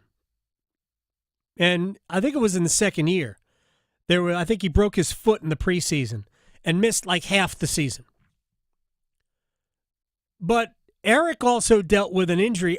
We didn't have enough time to get into everything I wanted to get into with him. And at a later date, I'll have a longer conversation with Eric. But he referred to rehabbing his own knee injury. And that happened in the World Championships. Forget exactly the year. It was 2011, 2012, or something like that, where Eric, who already had a gold medal, to his credit, playing for Canada in the World Championships, was the unfortunate recipient of a cheap shot in a match with Sweden. And he suffered a knee injury, had surgery, and I mentioned this the other day. While he didn't necessarily, it didn't ruin his career, there were days where the burst just wasn't there. The knee injury took enough of a toll that there were days where the burst just wasn't there. And he wasn't the consistently great offensive player for the rest of his career. Did have a 40-goal season with Minnesota, by the way, had 2 40-goal seasons with Carolina. And again, I mentioned he holds all of the scoring records and will until Sebastian Aho gets around to breaking them. But it's going to take a few years. It's going to take another 4 or 5 years for Aho to get to all of those records.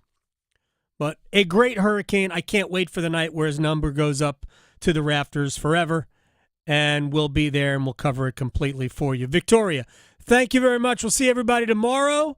Good news in the Olympics if you are a gymnastics fan. I'll leave you with that. Watch it tonight. Bye. Serving it up hot and fresh every day. Adam Gold on the North Carolina Sports Network. Win Your Weight in Meat is back on 99.9 The Fan. Text PORK, P-O-R-K, to 919-860-5326 and enter for your chance to be one of our finalists. Through August 2nd, we'll pick 10 people to come on air during the drive with me, Tim Donnelly, and share their weight.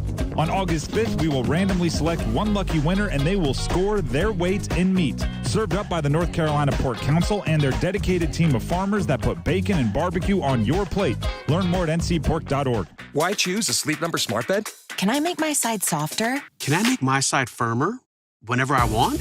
Can we sleep cooler? Sleep Number does that. Cools